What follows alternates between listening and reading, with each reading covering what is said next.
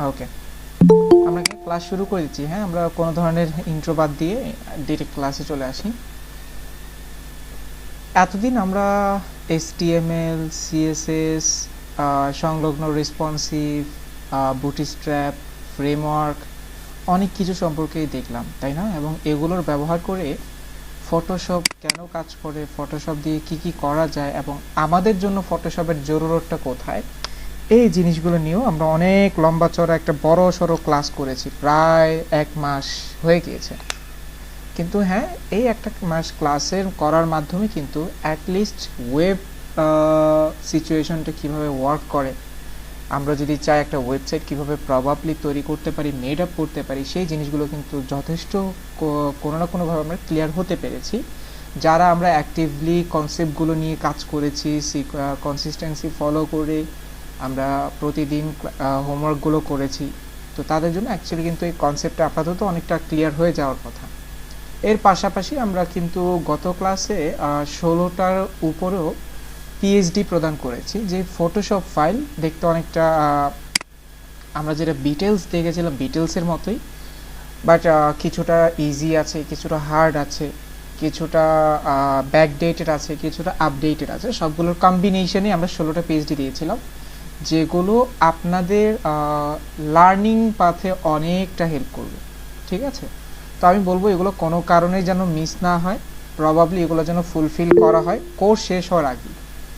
এখন কথা হলো সার্টিফিকেটের ভয়ে কোর্স কমপ্লিট করা, আরেকটা হলো যে নিজের স্কিলটাকে ডেভেলপ করতে গিয়ে কোয়াটা করা, এটা কিন্তু পার্থক্য আছে। তো সেই ক্ষেত্রে আমি বলবো যে নিজে থেকেই যেন এই কাজটা করা হয়, কারণ আপনি একটা এনভায়রনমেন্টে এসে প্রতিটা উইকে 6টা ঘন্টা করে সময় দিচ্ছেন, টাইমটা কিন্তু অনেক ভ্যালুয়েবল থিংস, তাই না? এটা আমরা প্রথম ক্লাসে হয়তো বলেছিলাম। তো সেই ক্ষেত্রে আমরা যারাই জয়েন করছি, যত অল্প স্বল্প যাই হই না কেন, আমরা এই জিনিসগুলোকে একটু ফোকাস করে এই জিনিসগুলো শিখে নেব। হ্যাঁ, আর একটা বিষয় হলো যে অ্যাকচুয়ালি কোনো কারণের জন্য এই টাইমটা যেন আমাদের মিস ইউজ না হয়। ঠিক আছে, দেখা গেল 2 মাস 2.5 মাস যাবৎ ক্লাস করলাম, কিন্তু দিন শেষে যখন রেজাল্টে গিয়ে দাঁড়ালো তখন দেখলাম যে রেজাল্ট আমার 0। এরকম যেন আপনাদের সাথে না হয়, আমি সেজন্য বলছি আপনারা অবশ্যই বিষয়গুলো নিয়ে একটু ইমপ্রুভমেন্টের দিকে আগাবেন। তো সর্বোপরি ওভারঅল কমপ্লিটেড পিএইচডি করার পরও আমরা যখন ইন্টারফেসগুলোর দিকে দেখছিলাম তখনও কেমন জানি, আচ্ছা আমি একটু তারপর ওপেন করে ক্লিয়ার করি ক্লাসেস। এই যে 15 নম্বর ক্লাস, এই যে লম্বা একটা সময় ধরে আমরা এই ওয়েবসাইটটা ক্রিয়েট করেছিলাম। ওয়েবসাইট, কিন্তু এটাও ওয়েবসাইট, তাই না? কত সুন্দর একটা ওয়েবসাইট, পরিপাটি করা, অর্গানাইজ করা। কিন্তু যদি আপনি থিম ফরেস্টে যান সেখানেও দেখতে পাবেন আপনি ওয়েবসাইট, কারণ এটাও ওয়েবসাইট, এটাও ওয়েবসাইট। কিন্তু যখন আপনি কম্পেয়ার করবেন সেখানে আপনি অনেক কি করতে পারবেন, আকাশ থেকে পাতাল পর্যন্ত, মানে একটা বড় সড়ো গ্যাপিং দেখতে পাবেন। ঠিক আছে, অন্যান্য ইয়ারটা না গিয়ে আমরা HTML-টাও যদি দেখি, যেমন এই যে পার্সোনাল, এটা ধরেন একটা পার্সোনাল হোক বা এটা একটা কর্পোরেট হোক, যেটাই হোক, টেকনোলজি বা ওয়েডিং, ধরেন আপনি এটা নন প্রফিট পার্সোনাল একটা ওয়েবসাইটে যান, আমি এখান থেকে যেটা সর্বপ্রথমে আছে লেইলা, আমি সেটাতেই গেলাম। আমি এখান থেকে লাইভ প্রিভিউটা একটু চেক আউট করার জন্য ওপেন করলাম।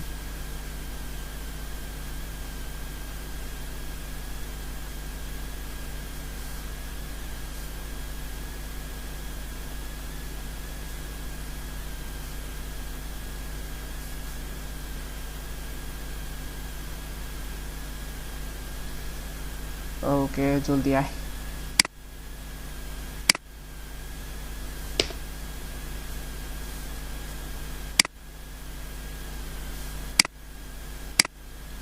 সমস্যা আছে নাকি? চলেন অন্য আরেকটা নেই।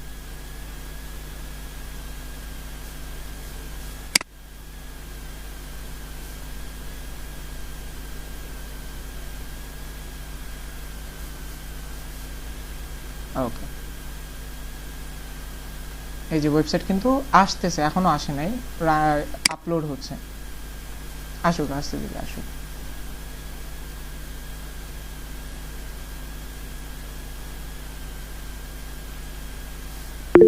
ওকে, এই যে দেখেন, এটা হলো এক ভদ্রলোকের ওয়েবসাইট। দেখেন এই ভদ্রলোকে জাস্ট খালি এইখানে দেখেন কত সুন্দর একটা অ্যানিমেশন। এটাও আমরা চাইলে HTML CSS ব্যবহার করে করতে পারবো, ওটা কোনো প্রবলেম না।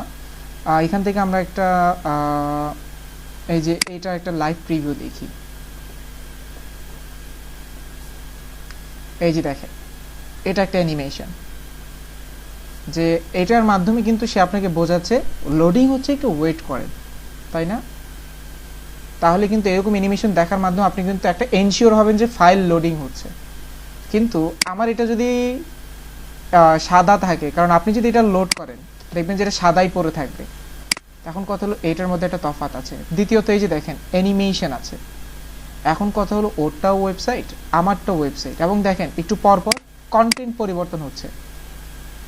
এখানে যান, এখানে গিয়ে আপনি অন্যান্য আরও অনেক সার্ভিস দেখতে পারেন। যে এখানে সাইডে ক্লিক করেন, আপনি এখান থেকে হোম, অ্যাবাউট, কন্ট্যাক্ট কি দেখতে চাচ্ছেন। এই যে অ্যাবাউট, এটা হলো ওনার অ্যাবাউট পার্ট, উনি কি কি করেছেন এটার একটা ওভারভিউ আছেন। আবার যান, এরপরে এই যে সার্ভিসেস, এটা মনে হয় পোর্টফোলিও পার্ট। দেখেন ওয়েবসাইট সবারই সেম, সবাইটাই ওয়েবসাইট, কিন্তু ওনারটা দেখেন আর আমাদেরটা দেখবেন। আবার এখানে ক্লিক করেন, এই যে ফিল্টার ইফেক্ট আছে। এখন কথা হলো এইরকম যদি একটা ওয়েবসাইট আপনাকে তৈরি করতে হয় যেখানে আপনি এরকম অ্যাট্রাকটিভ অ্যানিমেশন ইউজ করতে পারেন, তার জন্য আপনাকে বর্তমানে কিছু কি শিখতে হবে, আরও কিছু জিনিস আপনাকে শিখতে হবে। এই যে দেখেন কত সুন্দর একটা কাজ, মাঝখানে লেখাটা কেটে দিচ্ছে। ওকে, তো এই হলো মূলত তাদের একটা বিষয় যে কি হচ্ছে, এখানে অনেক কিছুই হচ্ছে। পরবর্তীতে এই যে এটা মনে হয় কন্ট্যাক্ট পার্ট। এই যে তো এখন যে বিষয়টা হলো, এরকম ডিজাইন যদি আপনার করতে হয়, আপনাকে এখন একটা ল্যাঙ্গুয়েজের সাথে পরিচিত হতে হবে, সেটাই হলো জাভাস্ক্রিপ্ট। ঠিক আছে, তো আজকে আমাদের যে ক্লাসটা হলো সেটাই হলো এই জাভাস্ক্রিপ্ট নিয়ে, জাভাস্ক্রিপ্টের অরিজিন নিয়ে, জাভাস্ক্রিপ্টটা কেন আমরা একটা ওয়েবসাইটে ব্যবহার করব, এইরকম কিছু লজিক্যাল এরকম কিছু কথাবার্তা নিয়ে আজকে ক্লাসটা আমরা রেখেছি। ঠিক আছে, তো এখন যে বিষয়টা হলো সেটা হলো যে এই যে অ্যাট্রাকটিভ যেসব অ্যানিমেশনগুলো, এগুলোকে আমরা ডাইনামিক অ্যানিমেশনও অনেক সময় বলে থাকি। ডাইনামিক অ্যানিমেশন বা ডাইনামিক ডিজাইন কাকে বলে? ঠিক আছে, আমরা ওয়েবসাইটের সাথে কয়েকটা ওয়ার্ড অনেক সময় ইউজ করে থাকি, স্ট্যাটিক ওয়েবসাইট, ডাইনামিক ওয়েবসাইট, আবার স্ট্যাটিক ডিজাইন, ডাইনামিক ডিজাইন। এগুলোর মধ্যে অ্যাকচুয়ালি পার্থক্যটা হলো স্ট্যাটিক ডিজাইন হলো এটা যার মধ্যে কিছুই নড়াচড়া নেই, জাস্ট একটা পোস্টার বিলবোর্ডের মতো, তাই না? দেখেন এটার মধ্যে আর বিলবোর্ডের মধ্যে পার্থক্যটা কোথায়? তেমন কোনো এফেক্ট কিন্তু এটার মধ্যে না, এটা যে সাদা মাটা। কিন্তু যেটা ডাইনামিক সেটার মধ্যে আপনি দেখবেন যে অনেক সুন্দর সুন্দর অ্যানিমেটেড হচ্ছে, বিভিন্ন অবজেক্টকে কোনো একটা ইভেন্টের মাধ্যমে নড়াচড়া করাতে পারছেন আপনি। তো এই জিনিসগুলো হলো কি ডাইনামিক ডিজাইন। তো আপনার যদি এরকম ডাইনামিক ডিজাইন দেওয়ার প্রয়োজন পড়ে, তখন আপনাকে যেই কন্টেন্টের বা যে ল্যাঙ্গুয়েজের শরণাপন্ন হইতে হবে সেটাই হলো কি আপনার জাভা স্ক্রিপ্ট। তো সেজন্য আমি জাভা স্ক্রিপ্টের উপরে আপনাদের জন্য একটা আমি মেবি রেখেছি, সেটা একটু দেখাই। নামটা কি জানি, ইম্পর্টেন্ট ইনফো জাভা স্ক্রিপ্ট। ঠিক আছে, মানে জাভা স্ক্রিপ্টের অরিজিন বা জাভা স্ক্রিপ্ট কীভাবে তার পথ চলা শুরু হয় এটার উপর বেস করে। ঠিক আছে, অরিজিন অফ জাভা স্ক্রিপ্ট, জাভা স্ক্রিপ্টের পথ চলা কীভাবে হয়। নেটস্কেপ কমিউনিকেশন, এটা হলো একটা ওল্ড কোম্পানি। যখন ইন্টারনেটের সূচনাটা হয় তখন এরাই অনেক কোম্পানি ছিল, এর মধ্যে একটা ছিল যারা নতুন গ্রো করছিল, তাদের একটা ভিশন হয় বা তারা একটা চিন্তা করে যে আমরা যে ওয়েবসাইটগুলো তৈরি করতেছি এটা অ্যাকচুয়ালি মোর ডাইনামিক অ্যানিমেশন। এই যে আমি একটু আগে যেটা বললাম, Netscape communication had a vision that the web needed a way to become more dynamic animation, interaction, other form of a small automation should be part of the web of the future. এখন বিষয়টা হলো এখানে কথাটা clear কথা বোঝানোর চেষ্টা করেছে 1993 সাল। আপনি একটু ইমেজিন করেন, আমরা হয়তো এই এশিয়া প্যাসিফিক হোক বা আমাদের কান্ট্রিটা হোক, সেটা কিন্তু এতটাও কি হচ্ছিল না, ওয়েল ইয়াতে ছিল না, পর্যায়ে ছিল না, তাই না? যুদ্ধ বিধ্বস্ত রাষ্ট্র থেকে আস্তে আস্তে গ্রো করতে করতে এখন আমরা হয়তো এই কনসেপ্টগুলো হাতে পেয়েছি খুবই স্মুথলি, বাট ওই সময়টা আমাদের জন্য এই জিনিসগুলো ইমেজিন করাটা একটা টাফ ডিসিশন ছিল। সেক্ষেত্রে যখন এই ওয়েটা যখন 1993 সালে আমাদের ওয়েব সেক্টরের রেভলিউশনটা হলো 1994 সালে নেটস্কেপ কমিউনিকেশনের পথ চলাও শুরু, এবং তারা একটা মোটিভ নিয়ে নামলো যে হ্যাঁ, আমাদের যে ওয়েব সেক্টরটা নতুন গ্রো করছে এবং এটার মধ্যে যে এত সুন্দর রেভলিউশনারি কন্টেন্ট বা রেভলিউশনারি একটা ওয়ে রয়েছে, আমরা সেখানেও কিছু কন্ট্রিবিউট করতে চাই। এবং আমরা চাই যে এইখানে যে ওয়েবসাইটের যে স্যাম্পল আছে সেগুলোকে আরও স্ট্যাবল, আরও অ্যানিমেটেড, আরও অ্যাট্রাকটিভ করে কিভাবে করা যায় সেটা নিয়ে। তো এখন কত হলো, নেটস্কেপের এই চিন্তাভাবনা আসার পরে নেটস্কেপ কমিউনিকেশন কোম্পানিজ বা নেটস্কেপ কোম্পানি একজন ভদ্রলোককে হায়ার করলো যার নাম হলো ব্র্যান্ডন আইক। এই যে এই ভদ্রলোক, যাকে ফাদার অফ জাভাস্ক্রিপ্ট বলা হয়, came into the picture. Ike was contracted by Netscape Communication to develop a scheme for a browser. ঠিক আছে, তো এখন ব্র্যান্ডন আইককে হায়ার করে এটা বলা হলো যে আপনি এমন একটা স্কিম তৈরি করে দেন যেটা ব্রাউজারে রান হবে, এবং কিছু শর্ত দিয়ে দিল। দেখেন একটা বিষয় হলো, একটা কাজ দিয়েছে, কাজের সাথে সাথে কিছু শর্ত। উনি ছিলেন একজন জাভা ডেভেলপার। কি উনি একজন জাভা ডেভেলপার? যদি ব্র্যান্ডন আইকের হিস্ট্রিটা পড়েন, উনি একজন জাভা নিয়ে কাজ করার মতো একজন লোক। তিনি জাভা নিয়ে কাজ করতেন, আর জাভাটা মূলত কি করে, একবারে পিসির র পার্টস নিয়ে কাজ করে, রাইট? মানে আমাদের ডেস্কটপ বলেন, আমাদের ডিভাইসের র পার্টস নিয়ে কাজ করে, মেশিন লার্নিং বা মেশিনারি কনসেপ্ট নিয়ে কাজ করে। এখন কত হলো, তাকে এমন একটা কাজের জন্য হায়ার করলো যেটা হলো জাস্ট একটা সফটওয়্যার বেসিসে চলবে, মানে হলো একটা ব্রাউজারের সাথে কানেক্টেড হয়ে কাজ করবে। তো এরকম যখন ওনাকে একটা করা দেওয়া হলো, কন্ট্রাক্ট দেওয়া হলো যে আপনি শুধুমাত্র একটা স্কিম বানান যেটা আমাদের ব্রাউজারে রান করবে, তখন তিনি কি করলেন, প্ল্যানিং করলেন যে ঠিক আছে, তাহলে আমি এক কাজ করি, যেহেতু আমি জাভা ডেভেলপার, আমি অ্যাকচুয়ালি জাভা নিয়ে অনেক রিসার্চ করেছি, আমি কেননা ওয়েব ব্রাউজারেও আমি জাভার ইমপ্লিমেশন করি। ঠিক আছে, যারা প্রোগ্রামার, যারা এসব কন্টেন্ট নিয়ে কাজ করেন, তাদের জন্য তারা একটা ওয়েব ব্রাউজারই মেড করে, তো তাদের জন্য একটা ফিচার তৈরি করা কিন্তু কঠিন কিছু না। কিন্তু যখন তিনি রিসার্চ করলেন, তখন একটা জিনিস অ্যানালাইজ করলেন, ওয়েব ডিজাইন কারা করে, তাই না? একটা মানুষ আছে না যে আপনি একটা জিনিস বানাবেন বা একটা প্রোডাক্ট আপনি বানাবেন, আপনার প্রোডাক্টটা কোন অডিয়েন্স নিবে এটা আপনার একটা অ্যানালাইজ করা লাগে না? তখনই ব্র্যান্ডন আইক একটা অ্যানালাইজেশনে নামলেন যে ওয়েব মূলত কারা ব্যবহার করছে বা ওয়েবে কন্ট্রিবিউটর কারা বর্তমানে। তো যখন তিনি দেখলেন যে ওয়েবের কন্ট্রিবিউটররা একেবারেই নর্মাল বিং পারসন, তাদের হয়তোবা কোনো কি নেই, ইন্টারনেট হোক বা মানে কম্পিউটার নিয়ে এত তেমন ধারণা নাই, তার মানে তাদের জন্য জাভা যদি আমি ইউজ করি, জাভার মতো একটা মেশিন ল্যাঙ্গুয়েজ যদি আমি তাদের জন্য ইউজ করি, তাহলে এটা অ্যাকচুয়ালি তাদের জন্য প্রচুর একটা কি প্রেশারেবল একটা টপিক হয়ে যাবে, এবং অডিয়েন্স এটা নাও নিতে পারে তখন। তো সেজন্য এই কথাটাই এখানে আসলো যে the idea at the time was that Java was not suited for the type of audience that would consume Mocha scripter amateur designers. Java was too big for the role. ঠিক আছে, এই কথাটাই মূলত তার মাথায় আসলো যে না, এটা করা যাবে না, আমি জাভা ডেভেলপার, ঠিক আছে আমি একটা স্কিম তাহলে বানিয়ে দিই যেটাকে ইজিলি ম্যানিপুলেট করা হতে পারে বা ইজিলি খুব ইজিভাবে ডিসক্রাইবেশন করা যেতে পারে। তো এই জন্য তখন তিনি কি করলেন, অন্যরকম একটা স্কিম তৈরি করলেন। এই যে উনি অ্যানালাইজ করলেন, অ্যানালাইজ করে ব্রাউজারের সাথে অডিয়েন্স অ্যানালাইজ সব কিছু করে উনি এই জাভা স্ক্রিপ্টটাকে, বিলিভ ইট অর নট, 14 দিনে মেক করলেন, মাত্র 14 দিন। ঠিক আছে, হ্যাঁ অবশ্যই ডে বাই ডে এটার আপডেট এসেছে। এটা ঘটনা হলো 1994 সালের হয়তোবা ডিসেম্বরের 1 তারিখ ওনাকে হায়ার করেছে। 1994 মেবি 1995 হতে পারে, আমি শিওর না। জাভা স্ক্রিপ্ট বা ব্র্যান্ডন আইক, আচ্ছা জাভা স্ক্রিপ্ট লিখে সার্চ করি। ওকে, এই যে না 1995 হয়তোবা তাকে এই যে ওনাকে হয়তোবা বলা হয়েছে আপনি এটার জন্য স্কিম রেডি করেন, হয়তো ওনাকে নভেম্বরের শেষ মুহূর্তে বলা হয়েছে, ডিসেম্বর 4 তারিখে এটা কী করে দিয়েছে, ওনাদেরকে সাবমিট করে দিয়েছে। তো তার মানে কী ধরনের ওনারা প্রোগ্রামার হলে বা কী ধরনের কী বলা যায় জিনিয়াস হলে ওনারা এইসব জিনিসগুলো মেক করতে পারে। এখন কথা হলো জাভা স্ক্রিপ্টের ভিতরে কি আছে। অ্যাকচুয়ালি যদি আমি আপনাদেরকে বোঝাতে পারি, জাভা স্ক্রিপ্ট এটা আলাদা একটা জগৎ, বিলিভ ইট অর নট। ঠিক আছে, যখন আপনি জাভা স্ক্রিপ্টে ইন হবেন, যখন আপনি জাভাস্ক্রিপ্টের কাজটা কিভাবে সম্পাদন হচ্ছে এই টপিকগুলো বুঝবেন, তখন আপনার কাছে মনে হবে যে আপনি অ্যাকচুয়ালি সামথিং, আপনি কি বলা যায়, এটা অ্যাকচুয়ালি ডিসক্রাইব করার মতো কোনো কন্টেন্ট না। তারপর মনে করেন যে এটা অ্যাকচুয়ালি একটা আলাদা একটা জগৎ। তখন আপনাকে আরও ক্ষুধা, মানে শেখার আরও ক্ষুধা বাড়বে যে এটা আমাকে শিখতে হবে, এই জিনিস, এরকম একটা ফিল আপনি পাবেন।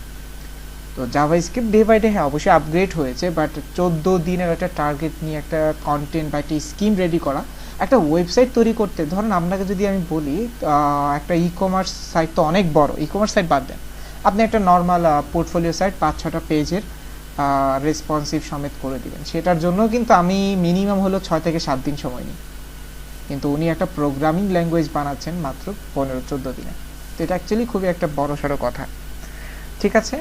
তো তখন তিনি রিসার্চ করে জাভা এটাকে ইমপ্লিমেন্ট না করে তিনি এটাকে ইজিলি একটা স্ক্রিপ্টিং ল্যাঙ্গুয়েজ তৈরি করে দিলেন। এই হলো জাভাস্ক্রিপ্টের অরিজিন বা জাভাস্ক্রিপ্টের কিভাবে সূচনা কিভাবে হলো। এখন জাভাস্ক্রিপ্ট কি, তাই না? সূচনা তো বুঝলাম, একটা আছে না যে সূচনাকার, আরেকটা হলো যে কি জিনিসটা, কি খায় না মাথায় তৈলাক্ত জিনিস না কি এটা। এখন যে এটা হলো সেটা হলো এই যে JavaScript is a high-level interpreted programming language used to make web pages more interactive. ঠিক আছে?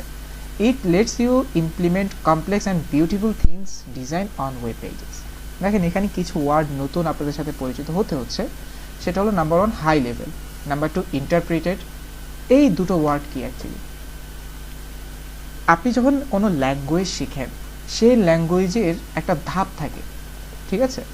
আমরা এটাকে প্রোগ্রামিং ল্যাঙ্গুয়েজের লেভেল বলে থাকি। লেভেল অফ প্রোগ্রামিং ল্যাঙ্গুয়েজ যদি লিখে সার্চ করেন সেখানে আপনি কয়েকটা লেভেলের প্রোগ্রামিং ল্যাঙ্গুয়েজকে পাবেন। আপনি যদি লেখেন লেভেল অফ প্রোগ্রামিং ল্যাঙ্গুয়েজ, এই যে দেখেন সেখানে তারা বলে যে হাই লেভেল, লো লেভেল। এখন কথা হলো হাই লেভেল মানে কি উপরে, লো লেভেল মানে নিচে, কন্টেন্টটা কি মূলত। এখানে তারা একটি দেখেন একটা এক্সাম্পল হিসেবে একটা পিরামিড দিয়েছে, রাইট? এখন কথা হলো হাই লেভেল মানে হলো এটা অ্যাকচুয়ালি খুবই উঁচু পর্যায়ের একটা ল্যাঙ্গুয়েজ, এরকম কোনো মিন না। এই পিরামিডটাকে একটু ফলো করেন, এই যেখানে একটা পিরামিড তারা তৈরি করেছে, এবং এখানে খেয়াল করেন পিরামিডের সর্বনিচে রয়েছে হলো হার্ডওয়্যার। হার্ডওয়্যার মানে কি? হার্ডওয়্যার মানে হলো আপনি যে সফটওয়্যারটা বা আপনি যে সফটওয়্যার বানাবেন বা যে থিংসটা বানাবেন, একটা জিনিস তো বানাবেন, সেই জিনিসটা কোথায় ইমপ্লিমেন্ট হবে সেটাকে তো আমরা হার্ডওয়্যার বলতেছি। এই হার্ডওয়্যারের পরে আছে মেশিন ল্যাঙ্গুয়েজ, ঠিক আছে? এবং মেশিন ল্যাঙ্গুয়েজ যদি আপনি লিখে সার্চ করেন যে টাইপ অফ মেশিন ল্যাঙ্গুয়েজ, সেখানে আপনি নতুন কিছুর সাথে পরিচিত হবেন। লাইক দেখি যদি আমি একটু লিখি, না বলেও তো, আচ্ছা নতুন ট্যাবে নিই, মেশিন ল্যাঙ্গুয়েজ, এই যে। এবং যদি খেয়াল করেন মেশিন ল্যাঙ্গুয়েজের বেশিরভাগই বাইনারি কোডটাকেই তারা বেশি প্রেফার করে। হোয়াট আর মেশিন ল্যাঙ্গুয়েজ বা মেশিন ল্যাঙ্গুয়েজ এক্সাম্পল নিয়ে যদি আসি, এই যে মেশিন কোড, আমরা সবাই জানি আমাদের কম্পিউটার কি বুঝে, বাইনারি কোড ছাড়া তেমন কিছুই বুঝে না। এরপরে দেখেন অ্যাসেম্বলি ল্যাঙ্গুয়েজ, ঠিক আছে? এটাও আরেকটা ধাপ। এরপর আছে হাই লেভেল, এরপরে এই যে পাসকেল বা অন্যান্য লেভেলের ল্যাঙ্গুয়েজ। এখন এখানে বিষয়টাকে, এখানে হাই লেভেল হওয়ার দ্বারা এখানে কি হয়েছে, এখানে একটা মজার কথা হলো এই হাই লেভেল কিন্তু ডিরেক্টলি হার্ডওয়্যার বুঝতে পারে না। এই যে আজকে যে আপনি HTML লিখতেছেন, আপনার কি মনে হয় কম্পিউটার HTML বুঝে? না, কম্পিউটার 0101ই বুঝে। এখন কথা হলো এটাকে HTML যে এটা একটা ল্যাঙ্গুয়েজ, এটাকে বোঝানোর জন্য এর মাঝখানে কিন্তু অনেকগুলো ধাপ আছে যেগুলো আমরা কখনো জানিও না, ঠিক আছে? তো এগুলো অ্যাকচুয়ালি বোঝার জিনিস, আর আপনারা যদি এগুলো রিসার্চ করেন অনেক কিছু জানার আছে এখানে। সবাইকে আমাকে শুনতে পাচ্ছেন স্যাররা? জি স্যার। জি স্যার, শুনতে পাচ্ছি। ওকে, মাঝে মধ্যে একটু আওয়াজ দিয়েন, আবার হারিয়ে যায় না। একটা ক্লাস তো এরকমই গেল যে কোথায় চলে গেলেন, 10 মিনিটের উপর ক্লাস নিচ্ছি, নাই আপনারা। ওকে, তো এখন যে বিষয়টা হলো সেটা হলো, তাহলে যে বিষয়টা হলো হার্ডওয়্যার মেশিন ল্যাঙ্গুয়েজ মানে ডিরেক্টলি ক্যাচ করতে পারে, কিন্তু অ্যাসেম্বলি ল্যাঙ্গুয়েজ ডিরেক্টলি ক্যাচ করতে পারে না। তার মানে কি হয়, এখানে অ্যাসেম্বলি ল্যাঙ্গুয়েজকে হার্ডওয়্যারকে বোঝাইতে হলে মেশিন ল্যাঙ্গুয়েজেরকে কি করতে হয়, কম্পাইল বা কনভার্ট করে, এরপরে সেটা হার্ডওয়্যারের কাছে আসে। তেমনইভাবে হাই লেভেল অ্যাসেম্বলিতে হয়, অ্যাসেম্বলি মেশিনে হয়, মেশিন থেকে হার্ডওয়্যারে গিয়ে কি হয়, ইনস্ট্রাকশনগুলোকে ফলো আপ করে। এরকমভাবে সিও, সি++, এই যে এই লাইন অনুযায়ী চলে আসে। তো অ্যাকচুয়ালি তার মানে আমরা তাহলে বুঝতে পারলাম লেভেল অফ প্রোগ্রামিং ল্যাঙ্গুয়েজের দ্বারা এটা মিন করে যে অ্যাকচুয়ালি আমার এই ল্যাঙ্গুয়েজটা আমার হার্ডওয়্যার পর্যন্ত পৌঁছতে কয়টা ধাপ সে কি করে, কনভার্ট করে যায়। ওকে, তো আশা করি আমরা হাই লেভেল কেন বলে তাকে সেটা আমরা বুঝতে পেরেছি।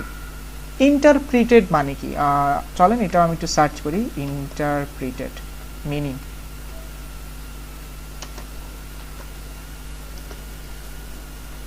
okay, computer science in interpreter is a computer program that directly execute instruction written in a programming respective language without requiring them previously to have been compiled in a machine language program. Okay, আমার যতটুকু thoughts বা আমি যতটুকু বুঝি এখানের কথাটা যেটা বলতে চেয়েছে, দেখেন কম্পাইলড একটা হলো ইন্টারপ্রিটেড, ঠিক আছে। কম্পিউটার সায়েন্সে ইন্টারপ্রিটেড ল্যাঙ্গুয়েজটা এমন একটা ল্যাঙ্গুয়েজ বলে যিনি নিজে স্বয়ংসম্পূর্ণ। দেখেন এখন কত হলো হাই লেভেল ল্যাঙ্গুয়েজের মধ্যেও অনেকগুলো ধাপ আছে, তার মধ্যে কম্পাইল ল্যাঙ্গুয়েজ আছে, ইন্টারপ্রিটেড ল্যাঙ্গুয়েজ আছে। কম্পাইল ল্যাঙ্গুয়েজ তাদেরকে বলা হয় যাদের কি আছে, মানে নিজেরই কম্পাইলেশনের প্রয়োজন আছে। যেমন আমি যদি এক্সাম্পল দিই, এক্সাম্পল স্বরূপ আপনি বুটস্ট্র্যাপ করছেন, তাই না? যদিও বুটস্ট্র্যাপই সিএসএস এর একটা অংশ, কিন্তু মানে অংশ বলতে এটা একটা সাপোর্টিং রোল হিসেবে আপনাদের সাথে কাজ করে। বাট বুটস্ট্র্যাপটা তো সিএসএস হয়েই কাজ করছে। আপনারা সাস সম্পর্কে কেউ জানেন কিনা জানি না, অথবা নাম শুনেছেন কিনা। আপনাদেরকে আমি যদি বলি যে প্রেফার করব যে অবশ্যই সাসটা শিখে নিতে। সাস হলো সিএসএস এর কে আপগ্রেডেড ভার্সন, মানে সিএসএস কে আরো ইজিলি ম্যানিপুলেট করার জন্য যেটা যে সিস্টেমে ব্যবহার করা হয় সেটা হলো সাস। সাস এটা হলো একটা কোডিং ল্যাঙ্গুয়েজ বলা যেতে পারে। এই যে স্টাইল শিটই সিএসএস এর একটা ভার্সন, বা এই যে pre processor scripting language, interpreted or compiled, ঠিক আছে। তার মানে সিএসএস কে সহজ করার জন্য যদি আপনি কোনো নতুন কোনো ল্যাঙ্গুয়েজ শিখে থাকেন তখন আপনাকে সেটা হলো সাস। সেটা সিএসএস কনভার্ট করবে, সিএসএস এইচটিএমএল কে বুঝাবে এবং সেটা বুঝিয়ে আপনাকে কি করবে, আপনার এইচটিএমএল কে নক করবে। তাহলে এই হলো আপনার কম্পাইলার ল্যাঙ্গুয়েজ। আচ্ছা, সরি স্যার, একটা কল আসছিল। ওকে, তো যেটা বলতেছিলাম সেটা হলো যে ইজি প্রসেস করার জন্য আপনি এখন ধরেন একটা ফ্রেমওয়ার্ক শিখলেন, আপনি বুটস্ট্র্যাপ শিখেছেন, কিন্তু বুটস্ট্র্যাপটা কার উপর কাজ করছে, সিএস এর উপরেই কাজ করতেছে। তো তার মানে বুটস্ট্র্যাপ হলো একটা কম্পাইলিং, মানে এটা এক্সাম্পল ছিল, বুটস্ট্র্যাপ অ্যাকচুয়ালি কম্পাইলিং না, বাট বুটস্ট্র্যাপটা একটা আমি ধরে নিলাম এটা একটা কম্পাইলিং, আর সিএসএস হলো আমার কি ইন্টারপ্রিটেড ল্যাঙ্গুয়েজ। বিষয়টা অনেকটা এরকম। কিন্তু জাভাস্ক্রিপ্ট যে সে হলো ইন্টারপ্রিটেড ল্যাঙ্গুয়েজ, মানে হলো তার জন্য কোনো কি নাই, কম্পাইলেশনের প্রয়োজন নাই, মানে নিজস্ব কোনো কম্পাইলের প্রয়োজনীয়তা তারপরে না। সেজন্য তাকে কি বলা হয়ে থাকে, ইন্টারপ্রিটেড প্রোগ্রামিং ল্যাঙ্গুয়েজ। আর এখানে বাকিগুলো যে কথাগুলো বলে আছে, এই ওয়েবসাইটকে ইন্টারঅ্যাক্টিভ মোর করার জন্য ব্যবহার করা হয়ে থাকে, এবং it lets you implement complex and beautiful things design in the web page. আর এই জাভাস্ক্রিপ্ট আপনাকে খুবই কঠিন থেকে সুন্দর সুন্দর ডিজাইন আপনার ওয়েব পেজে প্রকাশ করার জন্য সহায়তা করে। এই হলো হোয়াট ইজ জাভাস্ক্রিপ্টের ফুল মিনিং, ঠিক আছে। এখন যে কথাটা এতক্ষণ এই চপর করলাম, এটারই একটা ইমেজ ডিসক্রিপশন।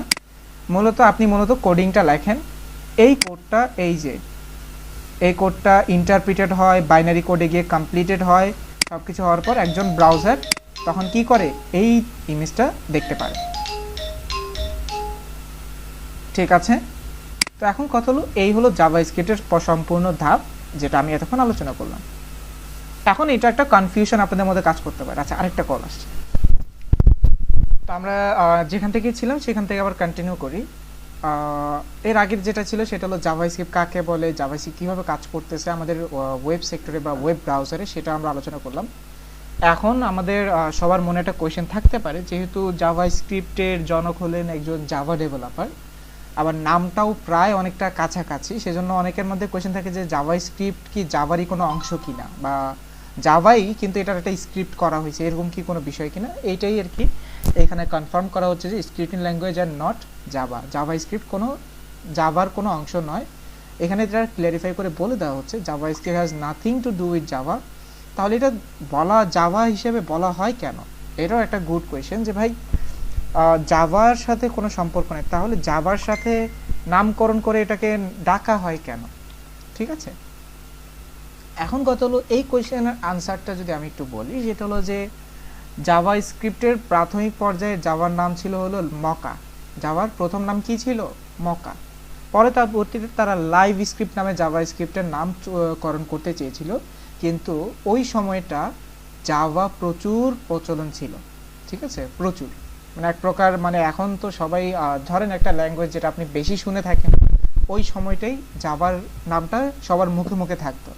সেজন্য এটা মার্কেটিং এথিক্স এটা খাটানোর জন্য তারা কি করেছে, জাভার সাথে ম্যাচিং করে নামকরণ করেছে। ঠিক আছে, অথচ জাভার সাথে কোনো কানেক্টেড কিছু নয়, কিন্তু এই যে এই মিসড আন্ডারস্ট্যান্ডিং থেকে এটার একটা ফ্রিতে মার্কেটিং হয়ে গেল যে তার সাথে নামকরণটা সিমিলার রেখে। তো একবারে মার্কেটিং এথিক্সের কারণেই জাভার সাথে ম্যাচিং করে জাভা স্ক্রিপ্টটা নামকরণ করা হয়েছে।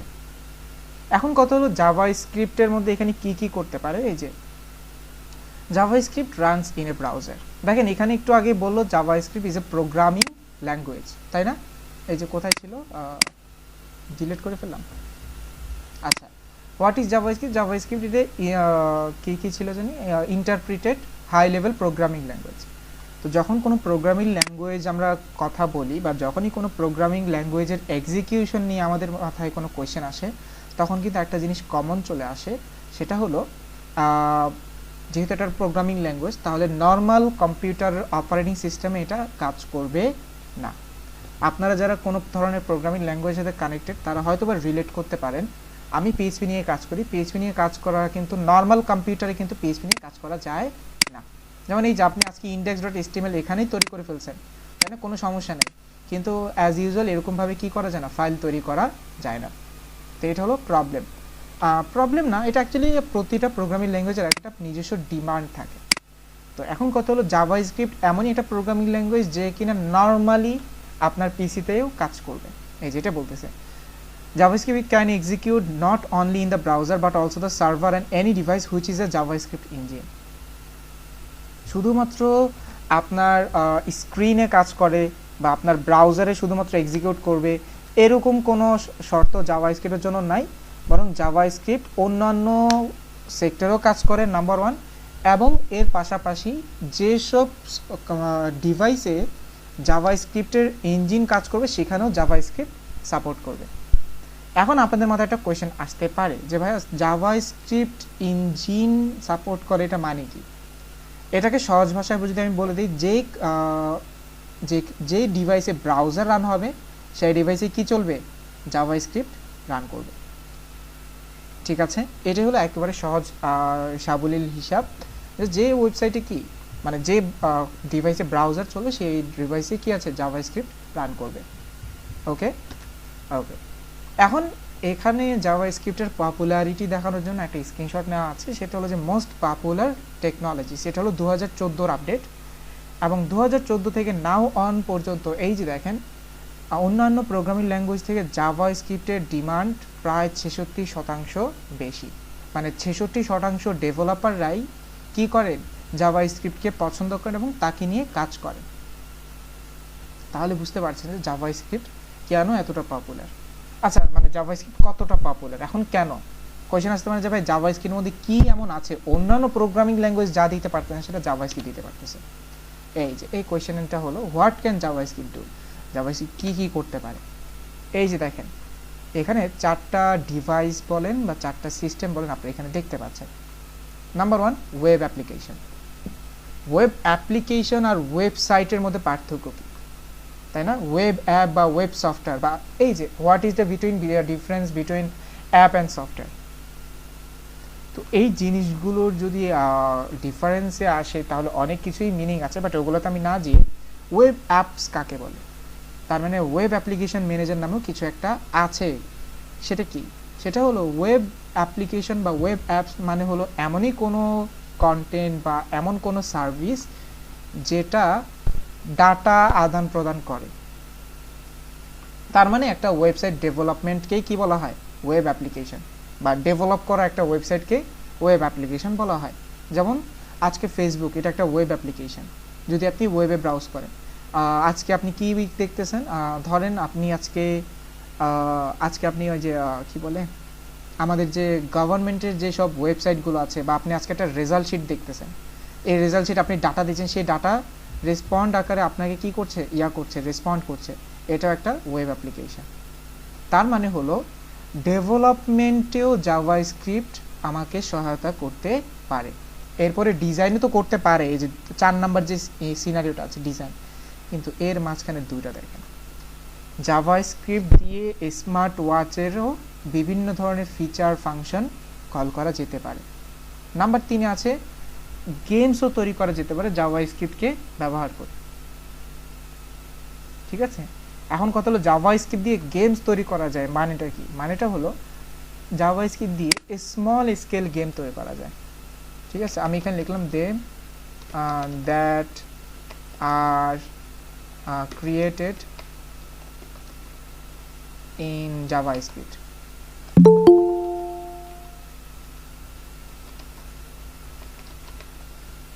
আচ্ছা, এই যে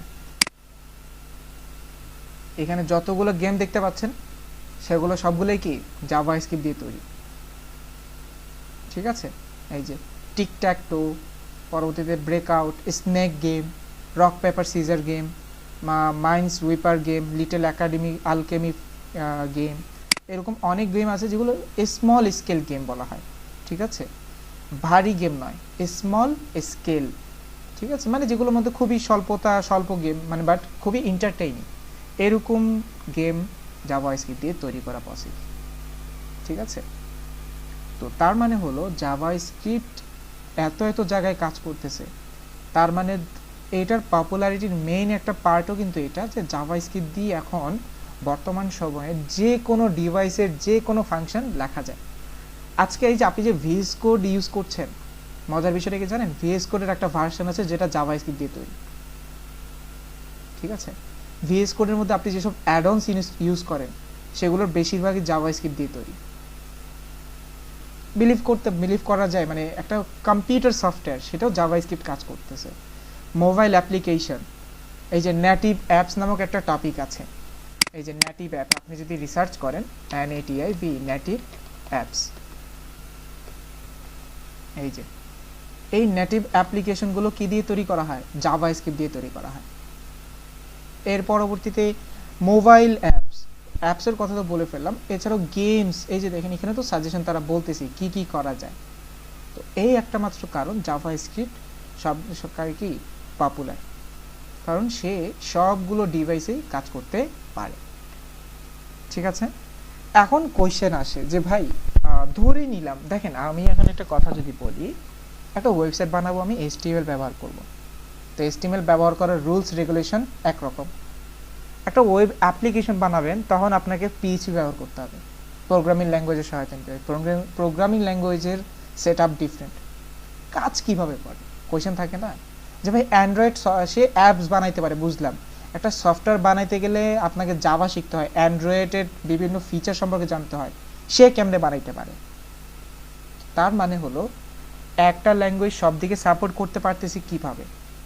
এটার একটা রিজন হলো এটার মধ্যে প্রচুর শাখা প্রশাখা রয়েছে এবং সেটাকে আমরা ফ্রেমওয়ার্ক হিসেবে বলে থাকি। ঠিক আছে, তো এত কিছু কাজ সে করতে পারতেছে, দ্যাটস রিজন হলো তার মধ্যে বিভিন্ন শাখা প্রশাখা রয়েছে এবং সেই শাখা প্রশাখাকেই বলা হয় ফ্রেমওয়ার্ক। ঠিক আছে, এই যে এখানে কয়েকটা ফ্রেমওয়ার্ক আছে, দুটো ফ্রেমওয়ার্ক, দুটো লাইব্রেরি আছে। ঠিক আছে, যেমন এই যে অ্যাঙ্গুলার.js, মেটিওর, এটা কি ফ্রেমওয়ার্ক। রিঅ্যাক্ট.js, jQuery, এগুলো লাইব্রেরিজ। এখন লাইব্রেরি কাকে বলে, ফ্রেমওয়ার্ক কাকে বলে, অনেক কিছু জাভাস্ক্রিপ্টের ভিতরে ইনক্লুডেড। অ্যাঙ্গুলার.js এটা কে বানিয়েছে জানেন? এটা গুগল মেড করেছে। কি জন্য মেড করেছে? এই যে আজকে যে আপনি একটা ফেসবুক চালান বা গুগল যে আপনি কাজ করেন, আমাদের একটা ওয়েবসাইট ভিজিট করতে গেলে কি হয়, বারবার খালি লোড হয়, তাই না? যেমন আমি যদি এই যে এখন নতুন কোনো পেজে যাই, এই ধরেন এটাতে গেলাম, তখন কি হবে, এটা একটা লোড নিবে না? এই যে তার মানে এই লোডিং একটা টাইম আমার ওয়েস্ট হচ্ছে। ফেসবুকের মতো এত ভারী একটা ওয়েবসাইট যেখানে লাইক করা হয়, কমেন্ট করা হয়, লাইক কমেন্ট কিন্তু যখন করেন তখন কি কোনো ধরনের রিলোড হয়? চলেন দেখে আসি। আপনি যখন লাইক করেন অটোমেটিক্যালি লাইক হচ্ছে, অটোমেটিক্যালি কাউন্টিং হয়ে যাচ্ছে। অথচ এটা কিন্তু একটা ওয়েব পেজে আপনি পরিবর্তন আনতেছেন, এটা কিন্তু অনেক বড় একটা ইফেক্ট, তাই না? এই যে দেখেন, আমি এখানে এখন একটা লাভ রিয়েক্ট দেব, একটা লাইক করব, সাথে সাথে এখানে লাইক কাউন্টিং হয়ে যাবে, কোনো ধরনের লোডিংও হইল না। আপনি আমার প্রোফাইলে যাবেন, প্রোফাইলে ক্লিক করেন, ঠিক আছে, দেখবেন যে ডিরেক্ট প্রোফাইলে চলে যাচ্ছে, এখানে কোনো লোডিং নেই। এই যে দেখেন কোনো লোডিং আছে, সে ডিরেক্টলি আমার প্রোফাইলে চলে যাচ্ছে। এই যে একটা ওয়েবসাইটকে সে সিঙ্গেল পেজ অ্যাপ্লিকেশনে মেড করেছে, এইটাকেই আমরা কি বলে থাকি, এই অ্যাঙ্গুলার জেএস এর বিষয়টিগুলো বলে থাকি। যদিও অ্যাঙ্গুলার জেএস ফেসবুক ইউজ করে না, ফেসবুক নিজেদের জন্য যারা যেটা তৈরি করেছে সেটা হলো রিয়াক্ট জেএস, এই যে এটা, ঠিক আছে। তো এখন কত হলো, ফ্রেমওয়ার্ক অনেকগুলো তারা মেড আপ করেছে, বিভিন্ন কোম্পানি কোলাবরেটেড। এখন আপনার কি মনে হয় জাভা স্ক্রিপ্ট এত বড় করে একটা কোম্পানি, মানে জাভা স্ক্রিপ্ট অনেক পপুলার, বাট তাই বলে সে এত কিছু নিজে তো আর করতে পারবে না। তো সেজন্য বিভিন্ন জায়ান্ট কোম্পানি কোলাবরেট করে বিভিন্ন ধরনের তাদের প্রোডাক্টগুলোকে লঞ্চ করে তারা ওইখান থেকে বিভিন্ন ধরনের ফ্যাসিলিটি গ্রহণ করে আপনাকে এখন সেগুলো ওপেন করে দিয়েছে। যেমন রিয়াক্ট জেএস তারা আগে নিজেদের কাছে নিজেদের উপর ইমপ্লিমেন্টেশন করেছে, দেন এটা এখন সবার জন্য করে দিয়েছে। মেটিওর জেএস, এরপর আছে জেকুয়েরি। জেকুয়েরি এটা আমাদের জন্য অনেক ইজি একটা টপিক, যে জাভা স্ক্রিপ্টের যে একটা অনেকগুলো শাখা, তাই না? জাভা স্ক্রিপ্ট তো বললাম অনেক ডিপ একটা ল্যাঙ্গুয়েজ। এই ডিপ ল্যাঙ্গুয়েজের মধ্যে যতটুকু কাজ অ্যানিমেশন পার্সপেক্টিভ থেকে ব্যবহার করা হয় সেগুলোকে একজোট করে জেকুয়েরিতে ব্যবহার করা হয়, ঠিক আছে। তো তার মানে প্রোগ্রামিং ল্যাঙ্গুয়েজের ভিতরে অনেক পার্ট থাকে, যে আপনি অ্যানিমেশন করবেন কিনা, আপনি এটা সেটা করবেন কিনা, তার মানে এদিকে যখন আপনাকে সাপোর্ট দিচ্ছে জেকুয়েরি, তো তার মানে প্রতিটা জিনিস আপনাকে আলাদা আলাদা করে সাপোর্ট প্রদান করবে, ঠিক আছে। এরপর HTML versus CSS versus JavaScript. এখন কোয়েশ্চেন আসতে পারে যে HTML CSS এবং জাভাস্ক্রিপ্ট একটা ওয়েব পেজে তাদের দায়িত্বভারটা কি মূলত। তখন সেটা দেখার জন্য আপনি একটু এখানে যান। এই যে HTML একটা ওয়েবসাইটের কঙ্কাল তৈরি করতেছে, CSS একটা ওয়েবসাইটের কি দিচ্ছে, ওই যে মাংসপেশি দিচ্ছে, জাভাস্ক্রিপ্ট একটা ওয়েবসাইটের বিহেভিয়ার্স করছে, চুজ করছে যে তার চলাফেরা এটা সেটা কেমন হবে, এই সেটা, ঠিক আছে। তো তার মানে আমরা বুঝতে পারছি যে জাভাস্ক্রিপ্টের কাজটা কোন খাতে ব্যবহার করা হচ্ছে। এখন কথা হলো জাভাস্ক্রিপ্ট শেখার বেনিফিটটা কি, বা আপনি যদি আজকে চিন্তা করেন যে আমি জাভাস্ক্রিপ্ট শিখব অন্য কোনো ল্যাঙ্গুয়েজ, অন্য সকল প্রোগ্রামিং ল্যাঙ্গুয়েজকে বাদ দিয়ে, তাহলে আপনি বেনিফিটটা কি হবে। এই যে দেখেন, সর্বপ্রথম এখানে কয়েকটা ইমেজ আছে। নাম্বার 1, ইজি পিজি, অন্যান্য প্রোগ্রামিং ল্যাঙ্গুয়েজ থেকে কি সে ইজি, নাম্বার 1। নাম্বার 2, যে কোনো ল্যাঙ্গুয়েজের সাথে কম্প্যাটেবল। এই যে HTML5, CSS3, XML, PHP, JS, flat, footer, net, যে কোনো প্রোগ্রামিং ল্যাঙ্গুয়েজের সাথে কি কম্প্যাটেবল। নাম্বার 3, ব্রাউজার ফ্রেন্ডলি, মানে এমনই একটা ল্যাঙ্গুয়েজ যে কিনা মানে ব্রাউজারের সাথে কন্ট্রিবিউট করে কাজ করে। নাম্বার 4, সুপার ফাস্ট, অন্যান্য প্রোগ্রামিং ল্যাঙ্গুয়েজ থেকে জাভাস্ক্রিপ্ট কি ওয়ে টু ফাস্ট। আর নাম্বার 5, তার ভিতরেই কি একটা জগৎ। এই যে দেখেন Angular JS, Node JS, Meteor, React, Ember JS, Aurelia JS, পরবর্তীতে এই যে Vue JS, Backbone JS, EXT JS, এগুলো সবই জাভাস্ক্রিপ্টে কি এক একটা শাখা প্রশাখা, মানে ওই যে একটু আগে যে বললো ফ্রেমওয়ার্কস, ঠিক আছে। তো এই কারণে জাভাস্ক্রিপ্ট শেখার বেনিফিটস আপনাদের জন্য, যে জাভাস্ক্রিপ্ট যদি আপনারা শিখেন বেনিফিটস কি হবে। জাভাস্ক্রিপ্টের এখন একটা ফান্ডামেন্টাল, জাভাস্ক্রিপ্ট কিসের উপর বেস, এই যে জাভাস্ক্রিপ্ট কী টপিকের উপর বেস, সেই জিনিসগুলো এখন আপনাদের এখানে ডিসক্রাইব করছে। জাভাস্ক্রিপ্টের ভিতরে অনেকগুলো টপিক আছে, like variable, constant variable, data type, object, arrays, functions, অনেক কিছু এখানে ইনক্লুডেড আছে। তো আমরা সেগুলো আস্তে আস্তে একটা একটা করে দেখব। তো মোটামুটি আমাদের স্লাইডিং শেষ। আশা করি জাভাস্ক্রিপ্ট সম্পর্কিত যদি কোনো কনফিউশন থাকে, বা জাভাস্ক্রিপ্টের প্রথম ধাপে যেসব কন্টেন্টগুলো আমরা বোঝার প্রয়োজন ছিল সেগুলো আশা করি আমরা বুঝতে পেরেছি। ওকে, তো এতটুকুর মধ্যে কারো কোনো কোয়েশ্চেন আছে কি না এবার একটু বলেন, যদি না থাকে তাহলে আমরা জাভাস্ক্রিপ্টের ইন্টারফেসটাও দেখেছি, এখন আমরা ইমপ্লিমেন্টেশন দেখব জাভাস্ক্রিপ্ট কিভাবে কাজ করে।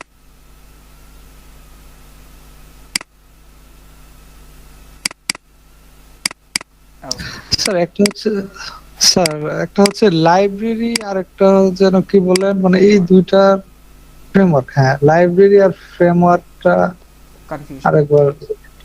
ওকে, ফ্রেমওয়ার্কটা হলো রেস্ট্রিকশন ফুল, মানে ফ্রেমওয়ার্কের মধ্যে যদি আপনি কোনো কাজ করতে চান সেটা খুবই রেস্ট্রিক্টেড। লাইব্রেরি হলো তেমন কোনো বাধা ধরা নিয়ম নেই, জাস্ট খালি আপনি ইউজ করলেই হলো। এক্সাম্পল শুধু আমি একটু বলি, দেখেন দোনোটা কিন্তু জাভাস্ক্রিপ্টের শাখা প্রশাখা কি করে, গ্রহণ করে। আপনি একটা গাছের সাথে যদি তুলনা করেন, কোনো গাছের কিছু ডাল আছে খুবই মোটা সোটা, খুবই বড়, তাই না? আবার কিছু ডাল আছে শুকনা ঝরঝরে, কিন্তু হেল্পফুল। তো এরকম বিষয়টা যে ফ্রেমওয়ার্ক, জাভাস্ক্রিপ্টের ফ্রেমওয়ার্ক লাইব্রেরিটা অনেকটা এরকম। এখন ফ্রেমওয়ার্ক আর লাইব্রেরি যেহেতু অ্যাটলিস্ট গাছের ডালই তো, তাই না? যাই হোক গাছের ডালই তো, কিন্তু এখন কথা হলো পার্থক্যটা কোন দিক করে। ধরেন আপনি কলেজে বা আপনি ভার্সিটিতে পড়েন, এক্সাম্পল নিচ্ছি আমি। আপনি এখন ভার্সিটি হোস্টেলে উঠেছেন, ভার্সিটি হোস্টেল থেকে আপনি এখন ক্লাসগুলো করছেন বা ভার্সিটি করছেন। এখন কথা হলো ভার্সিটির যে হোস্টেলে আপনি উঠেছেন সেটা কিন্তু রেস্ট্রিক্টেড, মানে রেস্ট্রিক্টেড বলতে সেখানে কিছু ধরাবাঁধা নিয়ম আছে। লাইক ভার্সিটির রেগুলেশনটা নাও মিলতে পারে, বাট আমি এক্সাম্পল দিচ্ছি। এক্সাম্পল শুরু, আপনি ক্লাস টাইমে কি হোস্টেলে স্টে করতে পারবেন না, একটা মানে এখানে কিন্তু একটা রুলস, রাইট?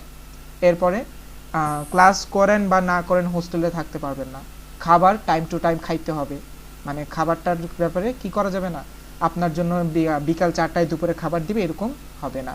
পরবর্তীতে রাত 8টার পরে হোস্টেলের বাহিরে থাকা যাবে না, হোস্টেলের মধ্যে অবস্থান করতে হবে। পরবর্তীতে যে কোনো সময় ওয়ার্ডেন আসতে পারে, অবশ্যই ইনঅ্যাপ্রোপ্রিয়েট কোনো কাজ করা যাবে না। দেখেন কতটা রেস্ট্রিকশন, তাই না? অপরদিকে যদি আপনি একটা নিজের একটা ঘর ভাড়া নেন, যে ভাই হোস্টেল তো পাইলাম না, ঠিক আছে পাশে দিয়ে একটা ঘর ভাড়া নিলেন একটা ম্যাস, তো আপনি এখানে যতগুলো রেস্ট্রিকশন পেলেন, ম্যাসে কিন্তু তেমন কোনো রেস্ট্রিকশন আপনার জন্য থাকছে না। খুবই সাদামাটা, আপনি ক্লাসে গেলে তো ভালো, না গেলেও কেউ কোনো সমস্যা করতেছে না। খাবার ইচ্ছা মতো খাচ্ছেন, বুয়া রান্না করে দিয়ে গেছে, এখন আপনি আপনার মতো খাবেন। যখন আপনার 4টা বাজে খাইতে ইচ্ছা হয়েছে, রাত 8টা বাজে খাইতে ইচ্ছা করছে, এটা আপনার উপর, কিন্তু আপনি খাবেন। বিষয়টা হলো অনেকটা এরকম।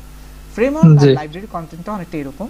ফ্রেমওয়ার্ক প্রচুর রেস্ট্রিক্টেড, আপনি ফ্রেমওয়ার্কের বাহিরে নিজের মতো কিছু করতে যাবেন, ফ্রেমওয়ার্ক সেটা করতে দেবে না। যে ফ্রেমওয়ার্ক বলবে যে তুমি আমাকে চুজ করছো, দ্যাট মিনস আমার রুলস মতো তোমাকে কি করতে হবে, তোমার এই প্রজেক্টটাতে পর্যালোচনা করতে হবে। অপরদিকে লাইব্রেরি, তাকে নিয়ে থাকলেই হলো, তাকে আপনি যদি ইউজ করতে চান আপনি তার মতো ইউজ করতে পারেন। ইভেন আপনি চাইলে লাইব্রেরিকেও নিজের মতো কাস্টমাইজ করে কাজ করতে পারেন, যদি আপনি ততটুকু এক্সপার্ট হন। ঠিক আছে, লাইব্রেরিকেও কি করা যায়, ওই যে চেঞ্জ করা যায় আর কি, লাইব্রেরির বিভিন্ন কমিউনিকেশন আপনি চাইলে চেঞ্জ করতে পারেন। তো এই হলো লাইব্রেরি আর ফ্রেমওয়ার্কের মধ্যে পার্থক্য আর কি। বাট সবাই কাজ করে আমাদের এই বিভিন্ন ধরনের কন্টেন্ট বেসিসে সাপোর্ট প্রদান করছে বা এক একটা প্ল্যাটফর্মে কাজ করছে। এটার জন্য কি স্যার আলাদা আলাদা করে শেখা লাগে, লাইব্রেরি আর হচ্ছে ফ্রেমওয়ার্ক? আচ্ছা, এখন যে বিষয়টা হলো লাইব্রেরি অ্যান্ড ফ্রেমওয়ার্ক অবশ্যই ডিফারেন্ট জিনিস, কারণ যেহেতু ফ্রেমওয়ার্কে আমি একটা কথা বললাম জাভাস্ক্রিপ্ট সবগুলো ইয়াতে কাজ করে, তো সেক্ষেত্রে এখন প্রতিটা এনভায়রনমেন্ট যেহেতু আলাদা, তো এগুলোকে আলাদা আলাদাই শিখতে হয়। ইভেন আলাদা আলাদা শিখতে গিয়ে দেখবেন যে এক একটা লাইব্রেরি, এক একটা ফ্রেমওয়ার্ক, মানে আপনি যদি এরকম একটা ইয়াতে থাকেন যে ভাই আমি হয়তো বা এই ফ্রেমওয়ার্কটা জানি, হয়তো বা আমাকে অন্য কোনো ফ্রেমওয়ার্ক শিখতে এটা হয়তো বা কোনো সাপোর্টিভ হতে পারে, তাই না? আপনি একটা টপিক জানেন, একটা আপনি আশা করবেন যে ভাই এই টপিকের উপর কিছুটা আমি হলেও ইয়া পাবো, কি বলে সিমিলারিটিস পাবো, এটা একটা ভুল ধারণা হয়ে শুরু হবে আর কি আপনার। তো জাভাস্ক্রিপ্টের ফ্রেমওয়ার্কগুলো একটা আরেকটার সাথে তেমন একটা মিলতেছে না, একটা এক এক রকমভাবে ইয়া করা, সেট আপ করা। কাউকে আছে ওওপি ব্যবহার করে রেড করা হচ্ছে, কাউকে আছে ওওপি ছাড়া কাজ করা হচ্ছে। তো এর মধ্যে বিভিন্ন ধরনের তরিকা নিয়মাবলী রয়েছে, তো সেক্ষেত্রে আপনাকে আলাদা আলাদা সময় দিতে হবে, রাইট? আরেকটা বিষয় হলো যে আপনি এখন সবগুলো নিয়ে শিখতে বসবেন, বিষয়টাও তেমন না। ফ্রেমওয়ার্ক অনেক আছে, অনেক, বাট আপনি যদি প্রোগ্রামিং শিখে একটা ফ্রেমওয়ার্কে স্টে করেন এবং সেই ফ্রেমওয়ার্কের উপরেই কিন্তু আপনি আপনার ক্যারিয়ারটা এন্ড করতে পারবেন। মানে ফ্রেমওয়ার্কেরই এত কাজ, ঠিক আছে, ভিতরে দেখবেন যে অনেক কাজ। সেজন্য অনেকে আছে যে একটা ফ্রেমওয়ার্ক শিখেই সে কুলাতে পারতেছে না, সে ওইটারই কাজের চাপে থাকতে পারতেছে না, আরেকটা ফ্রেমওয়ার্ক তো দূরের কথা, এরকম অনেক কেস আছে। ওকে, তো এখন কথা হলো, আচ্ছা কারো কোনো কোশ্চেন আছে আর? না স্যার, আর কোশ্চেন নেই। ওকে, এখন কথা হলো যেহেতু বললাম জাভা স্ক্রিপ্ট খুবই ব্রাউজার হোক বা আমাদের যে কোনো একটা ইয়াতে কাজ করতে পারে, তো সেটা করার জন্য আমাকে এখন কি করতে হবে, আগে তো HTML ফাইল রেডি করতে হবে, তো সেগুলো বানাই ইন্ডেক্স ডট HTML, এরপরে এখান থেকে নিউ ফোল্ডার CSS নিলাম, এরপরে এখান থেকে নিলাম স্টাইল ডট CSS। ঠিক আছে, আরেকটা বিষয় হলো এখন যেহেতু জাভা স্ক্রিপ্টের কাজ, তাহলে এখান থেকে JS একটা ফোল্ডার নেন, সেম টু সেম আপনি এখানে জাভা স্ক্রিপ্টের যে কোনো নাম দেন না কেন, কোনো সমস্যা নেই। আমি এখানে দিলাম অ্যাপ ডট জেএস। জাভা স্ক্রিপ্টের কি হয়, এই যে এক্সটেনশন হয় সেটা জেএস হয়। কনফার্ম করেন আপনার জাভা স্ক্রিপ্ট ফাইল রেডি, মানে এটা এক প্রকার ওই HTML ফাইল তৈরি করার মতো একটা ফরমেশন। এখন আমি এটাকে VS কোড ওপেন করলাম, VS কোড ওপেন করার পর ওই যে লিঙ্ক আপ করতে হবে, ইন্ডেক্স, এগুলো তো নর্মাল আমাদেরকে করতেই হবে, আমি সেগুলো করি।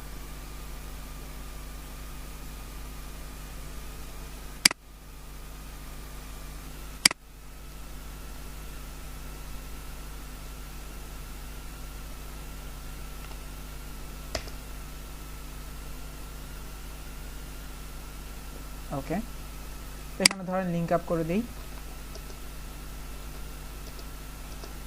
আচ্ছা, আর জাভাস্ক্রিপ্ট লিঙ্ক আপ কোথায় করে এটা আমরা জানি, কারণ আমরা বুটস্ট্র্যাপের জাভাস্ক্রিপ্ট লিঙ্ক আপ করেছিলাম, তাই না? সেটা করার জন্য এই যে বডির সর্বনিচে স্ক্রিপ্ট src কি লিখবো এখানে, আমাদের ইন্ডেক্স HTML বা CSS, আচ্ছা js app.js। ঠিক আছে, লিঙ্ক আপ করলাম, ফাইল তৈরি করলাম, এখানে আমি লিখলাম জাভাস্ক্রিপ্ট ইন্ট্রো, সেভ। ঠিক আছে, আমি এখানে জাস্ট একটা হ্যালো লিখলাম, হ্যালো দেয়ার, চলে আসার কথা। এটা একটা কাজ করি, H1 এ লিখি, লাইভ সার্ভারে চলে গেলাম।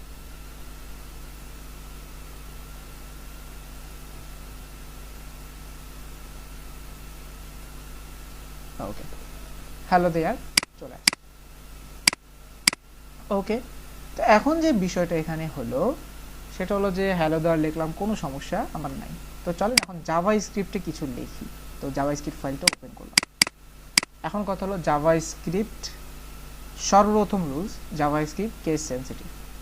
জাভা স্ক্রিপ্ট কি কেস সেন্সিটিভ, তার মানে হলো জাভা স্ক্রিপ্টে আপনি কোনো অনৈতিক না, আপনি অপ্রয়োজনীয় কোনো লেখাও রাখতে পারেন। যেমন এখানে আপনি হজবরল লিখছেন, এটাও লেখা যাবে না, এটাও কিন্তু এখন একটা ভুল হয়ে গেছে। সেটা দেখবেন কোথায় জানেন, এই যে জাভা স্ক্রিপ্টে আপনি একটা মিস্টেক করছেন, সেটা চেক করার জন্য এখানে কোনো প্রবলেম আসবে না, এটা আসবে হলো অন্য জায়গায়, কোথায় সেটা আমি সেটাও দেখাচ্ছি। এই যে ইনস্পেক্ট করেন আপনার জাভা স্ক্রিপ্টে কোনো ইস্যু হচ্ছে কিনা, কোনো প্রবলেম হচ্ছে কিনা, সেটা আমাদেরকে দেখা হলো এই যে দেখেন এলিমেন্টসের সংলগ্ন কনসোল প্যানেল, এই যে দেখেন lkdsfj is not defined, এই যে দেখেন মজার কথা দেখেন, এই যে আপনি যে লাইভ সার্ভার চালান না, সেটাও কিন্তু জাভা স্ক্রিপ্টে কাজ করে। এই যে দেখেন লাইভ রিলোড এনেবল, ঠিক আছে। এই যে আপনি একটু কোডগুলো দেখেন, যখন আপনি বডিতে যান তখন দেখেন তো বডির নিচে কিছু কোড আছে, এই যে গ্রামারলি আছে, স্ক্রিপ্টেড আছে, এই যে দেখেন স্ক্রিপ্টেড, এটা কিন্তু আপনি লেখেনও না, এটা কেন আসছে, কারণ হলো এই যে আপনি যে একটা লাইভ সার্ভার ইউজ করতেছেন, এটাই সেই কোডগুলো, এই যে এখানে। ঠিক আছে, আপনি যদি লাইভ সার্ভার ইউজ না করে এটা অফলাইন ইউজ করতেন, এটা অটোমেটিক্যালি কেটে দিত। তার মানে হলো এই যে দেখেন আপনি অলরেডি জাভাস্ক্রিপ্টের সাথে কানেক্টেড, কিন্তু আপনি নিজেও জানেন না। ঠিক আছে, এই যে এখানে অলরেডি সে বলে দিছে app.js এর প্রথম নাম্বার লাইনে যেটা লিখছেন সেটা আমি বুঝিনি, তার মানে জাভাস্ক্রিপ্ট কেস সেনসিটিভ, যত্রতত্র ইচ্ছা মতো লেখা যাবে না। যদি আপনি চান কোনো ধরনের লেখা জাভাস্ক্রিপ্টে শো করার জন্য, সেটা লেখার জন্য প্রসেস আছে, সেটাকে আমরা বলে থাকি ডকুমেন্ট, এই যে ডকুমেন্ট ডট রাইট, এই যে ফার্স্ট ব্র্যাকেট, এর মধ্যে কোটেশন দিয়ে আমি এখন লিখব হ্যালো বাংলাদেশ, সেভ। কি লিখলাম? Document dot right hello Bangladesh, এবং রেজাল্ট গিয়ে চেক করেন, হ্যালো দেয়ার হ্যালো বাংলাদেশ আসছে। আসছে কিভাবে আসছে? ওই যে জাভা স্ক্রিপ্ট থ্রু আসছে। লিখলামটা কি? Document dot right. এখন ডকুমেন্ট কাকে বলে, মাঝখানে ডটটা কেন নিলাম, রাইট কেন লিখলাম, ফার্স্ট ব্র্যাকেট কোটেশন কেন লিখলাম, এগুলো সবগুলো ডেফিনেশন আছে, বাট আমাদের এত ডিপ থট নেওয়ার দরকার নাই। আমরা জাস্ট এতটুকু বুঝি যে ডকুমেন্ট ডট রাইট লিখে ব্র্যাকেটিং এর মধ্যে কোটেশন দিয়ে যদি আমি কিছু লিখি, সেই লেখাটাই কি হবে? আমার স্ক্রিনে প্রকাশ করবে। ঠিক আছে? এখন কথা হলো, স্ক্রিনে কি শুধুমাত্র এইভাবেই লেখা প্রকাশ করা যায়? হ্যাঁ, স্ক্রিনে শুধুমাত্র এইভাবেই লেখা প্রকাশ করা যায়, কিন্তু আরও কয়েকটা প্রসেস আছে যেগুলোতেও আমরা চাইলে লেখা প্রকাশ করতে পারি। এই যে দেখেন, যখন আপনি কোনো ইম্পর্টেন্ট কাজ করেন, কোনো একটা ওয়েবসাইটে ধরেন একটা ডাটা ডিলিট করবেন, দেখেন ডিলেশন ফরমেশনটা কিন্তু অ্যাকচুয়ালি খুবই একটা মানে জিনিস না, যে ওয়ার্নিং জিনিস, ভাই আসলে কি ডিলিট করবেন কিনা, আপনি কি শিওর কিনা, তাই না? যে আর ইউ শিওর, এরকম যে মেসেজগুলো আসে সেগুলোকে অ্যালার্ট মেসেজ বলে। কি মেসেজ বলে? Alert message. আপনি এখন যদি চান এই যে হ্যালো বাংলাদেশটা আপনি আপনার এই স্ক্রিনে অ্যালার্ট আকারে প্রকাশ করতে পারেন। সেটা কিভাবে? আপনি এখানে সেম কথাটা এখানে লেখেন, অ্যালার্ট। এই যে কি লিখছেন? Direct alert, quotation first bracket দিয়ে কোটেশন দিলাম, কি লিখলাম? ধরেন হ্যালো বাংলাদেশ, মানে এখন একটা কোয়েশ্চেন মার্ক দিয়ে, এই যে ঠিক আছে, সেভ করলাম। দেখেন সাথে সাথে দেখেন হ্যালো বাংলাদেশ, এটা কি চলে আসছে? ওয়ার্নিং চলে আসছে। তো এই হলো কিভাবে অ্যালার্ট দেয়, অ্যালার্টের মাধ্যমে আপনি আপনার লেখাটার ইনস্ট্রাকশন দিতে পারেন সেটা। আর অ্যালার্ট দুইভাবেও দেওয়া যায়, অনেকভাবে দেওয়া যায়। এর মধ্যে আরেকটা প্রসেস হলো উইন্ডো অ্যালার্ট। ঠিক আছে, মানে অ্যালার্ট বারের শর্ট ফর্ম, কিন্তু এটার ফুল ফর্ম হলো কি? Window alert. আমি এই যে এটাকে করলাম, কমেন্ট আউট করে উইন্ডো অ্যালার্ট করলাম, সেম কাজটাই কি হবে? রিপিট হবে। এই যে হ্যালো বাংলাদেশ, এই যে ওকে দিলাম, এরপরে গিয়ে আমার ফাইলটা ওপেন হচ্ছে। ঠিক আছে, এইগুলো কয়েকটা প্রসেস। এছাড়াও আরো প্রসেস অ্যাভেইলেবল আছে। তার মধ্যে আরেকটা প্রসেস হলো কনসোল লগ প্রসেস। মানে হলো আপনার এই লেখাগুলো আপনি যদি কনসোল লগে লেখেন, সেটা এখানে কোনো প্রকাশ আসবে না, সেটা আসবে এখানে। ঠিক আছে, কনসোল লগ কি? কনসোল লগ এটাও একটা এরিয়া যেখানে আমরা বিভিন্ন ধরনের কোডের টেস্টিং থেকে শুরু করে অনেক বড় বড় কাজ করে থাকি। ঠিক আছে, এখন কথা হলো কনসোল লগে যাবেন। এখন কথা হলো আমি হ্যালো বাংলাদেশ কনসোল লগে দেখাবো, মানে এখানে দেখাবো, এই যে এই কনসোল লগে। এটা কিভাবে শো করব? এটার জন্য যেটা করতে হবে, আপনি এখন লেখেন console console dot log, first bracket, এরপরে কোটেশন নিয়ে আমি সেম কথাটা লিখলাম, ওয়েলকাম টু কনসোল প্যানেল। ঠিক আছে, সেভ করলাম, রিফ্রেশ করেন, এই যে দেখেন welcome to console panel app.js এর 4 নাম্বার লাইন। দেখেছেন ইনস্ট্রাকশন? ঠিক আছে, সব কিছু ওকে। তার মানে আপনি ডাটা পাস করতে পারেন, কোন জায়গায় কোন ডাটা যাবে সেটার জন্য কি ইনস্ট্রাকশন দিতে হবে সেটাও কিন্তু এখানে মেনশন করা আছে। এছাড়াও লাস্ট আরও একটা আছে, সেটা হলো এইগুলো তো আপনি পাঠাচ্ছেন কি করে? জাভা স্ক্রিপ্টের কোড আকারে। বাট আপনি চাইলে এই যে আপনি এখানে h1 লিখেছেন, ঠিক আছে, h1 এ কোনো ডাটা নাই, কিন্তু আপনি বলতেছেন যে দেখো h1 এ আমি কোনো ডাটা তো খালি, মানে ডাটা তো নাই, আমি এখানে এমন কোন ইনস্ট্রাকশন দিব যেটা h1 এর ভিতরে গিয়ে বসবে। মানে বিষয়টা বুঝেন, নর্মাল লেখা তো আসতেছে, বাট আমি চাচ্ছি একটা ট্যাগ আছে, ওই ট্যাগের ভিতরেই অভ্যন্তরীণ আইসা বসবে, এরকম যদি আপনি করতে চান সেটাও আপনি চাইলে করতে পারেন। সেটা কিভাবে? সেটা করার জন্য আপনাকে যেটা করতে হবে, এই যে এখানে ডিরেক্ট লিখতে হবে ডকুমেন্ট। কি লিখলাম? ডকুমেন্ট। এরপর লিখতে হবে ডট কোয়ারি সিলেক্টর। ঠিক আছে, এখন আপনাকে কি দিতে হবে? এই যেটার ভিতরের লেখাটা লিখতে হবে। মানে এটা কি মূলত? এটা একটা হেডিং ট্যাগ না? h1, এই যে h1 লিখলাম। এরপরে আবার লিখতে হবে যে টেক্সট কন্টেন্ট। কি লিখতে হবে? Test content. এখন কি আপনি এটা ইকুয়াল দিয়ে কোটেশন দেন। এখন আপনি কি লেখা রাখবেন, আমি বললাম যে আমি জেএস থেকে আসছি, লিখলাম কি আমি জেএস থেকে আসছি, সেভ করলাম। দেখেন তো আমি জেএস থেকে আসছি, কিন্তু কোডটা দেখেন, এলিমেন্টসে যান, বডিটা একটু চেক করেন, দেখেন তো লেখাটা কিন্তু H1 এর ভিতরেই আছে, অথচ আমি লেখাটা কি H1 এ লিখছি না, আমি লিখছি এটা কোথায় app.js এ, কিন্তু সেটাকেই সে কি করতেছে আমার এখানে এসে রেসপন্ড করাচ্ছে। এই হলো মূলত জাভাস্ক্রিপ্ট কিভাবে এক্সিকিউট করা হয় আমাদের ওয়েবসাইটে, এই বিষয়টা ঠিক আছে। তো এটা গেল এক্সিকিউশন, কিভাবে এক্সিকিউট করতে হয়, অনেক প্রসেস আমরা এখানে দেখেছি। এতটুকুর মধ্যে কারো কোনো কোয়েশ্চেন আছে?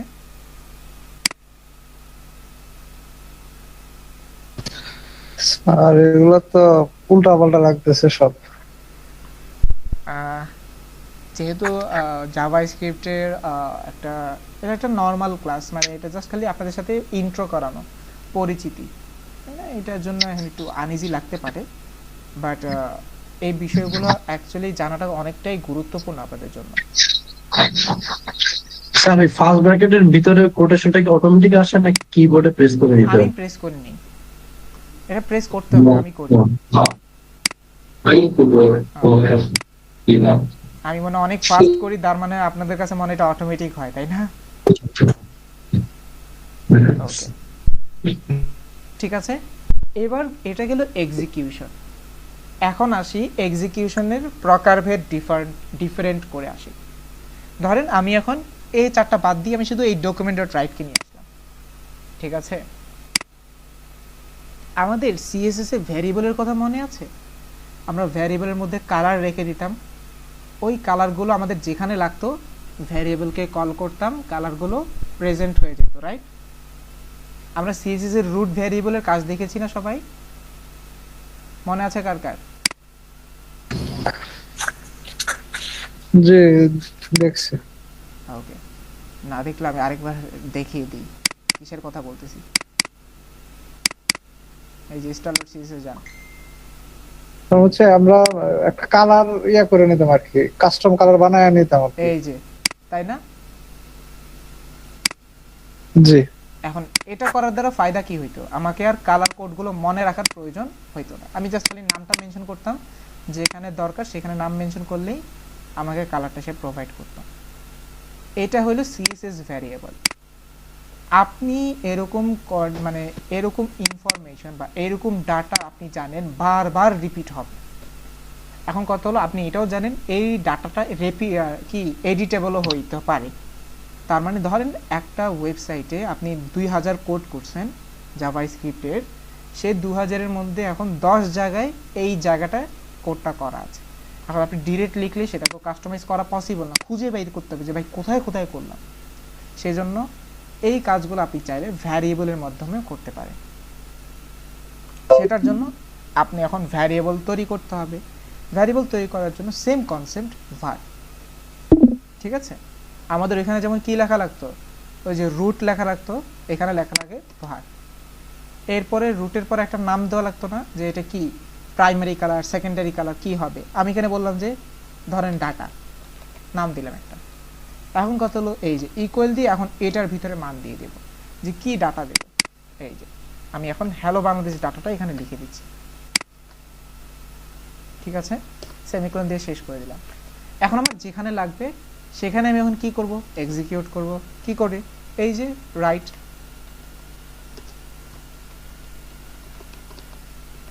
document.write। এখন আর হ্যালো বাংলাদেশ লেখার দরকার নেই, জাস্ট আমি এখন এই যে ডাটা, দ্যাটস ইট। তাহলে আমার জন্য কি হয়ে গেল, এই যে দেখেন হ্যালো বাংলাদেশ কয়বার আসছে, 2 বার আসছে, কারণ হ্যালো বাংলাদেশ অলরেডি এই যে উপরে একবার আছে, নিচে আরেকবার এসেছে, ঠিক আছে। তো এটার মাধ্যমে আমরা আমাদের কাঙ্ক্ষিত ডাটাগুলোকে নিজেদের হাতের আওতায় রাখতে পারি। যখনই কোনো কাস্টমাইজেশনের প্রয়োজন পড়ে এই ভেরিয়েবলটাকে কাস্টমাইজ করে দেবো। যেমন এখানে আমি লিখলাম হ্যালো বাংলাদেশ না, লিখলাম কি হ্যালো ওয়ার্ল্ড, সাথে সাথে দেখেন ওই 10 জায়গাতে এখন কি হয়ে যাবে, হ্যালো ওয়ার্ল্ড হয়ে যাবে। তো এই জন্যই আমরা অলওয়েজ ভ্যারিয়েবলের উপর ডিপেন্ডেন্ট থাকি। ঠিক আছে, এখন কথা হলো ভ্যারিয়েবলের প্রকারভেদ রয়েছে। এত প্রকারভেদে যাব, আচ্ছা নামগুলো বলে দিই, নাম বলতে তো সমস্যা নেই। ভ্যারিয়েবলকে আমরা কয়েকভাবে কল করতে পারি। এই var দিয়ে কল করি থাকি, এরপরে let দিয়ে কল করে থাকি, আরেকটা আছে const। এই তিনটা ওয়েতে ভ্যারিয়েবলকে কি করা হয়ে থাকে, মেনশন করা হয়ে থাকে। ওকে, তো এখন কোনটার কি পার্থক্য এই জিনিসগুলো আপাতত স্কিপই করি আসলে, কারণ এত ডিপ লেভেলে গেলে তখন আপনিও বুঝতে অসুবিধা হবে। কারণ আমরা জাস্ট খালি এখন হয়েছে চেনা পরিচিতি হচ্ছে এদের সাথে, পরবর্তীতে যখন জানতে যাবেন যে হ্যাঁ কিছু ডাটা ছিল কি এগুলো কাজ করে, এগুলো সম্পর্কে পরবর্তীতে জানতে পারি। এরপরে প্রোগ্রামিং ল্যাঙ্গুয়েজের মেইন কনসেপ্ট যেটা, সেটা হলো ম্যাথমেটিক্স, যেটাকে তাদের ভাষায় প্রোগ্রামিং ভাষায় বলা হয়ে থাকে অপারেটর। কি করে মানে অপারেটিং কিভাবে করবে, তাই না? আমরা যেটা বলি সব কিছুই ম্যাথের উপর ডিপেন্ডেন্ট, আমাদের প্রোগ্রামিং ল্যাঙ্গুয়েজটাও ম্যাথের উপরে ডিপেন্ডেন্ট। এখন ম্যাথ করার জন্য আমার যে সিস্টেমটা বা যে ফিচারটা সেটাকে আমরা অপারেটর বলে থাকি। ঠিক আছে, অপারেটর, AOPERATOR, অপারেটর। এখন অপারেটরের মধ্যেও কি আছে, প্রকারভেদ আছে। যদি আপনি একটু দেখেন অনলাইন সার্চ করলেও অনেক ধরনের অপারেটর আপনি পেয়ে যাবেন। তার মধ্যে সবচাইতে মানে যেটা হলো অ্যারিথমেটিক অপারেটর।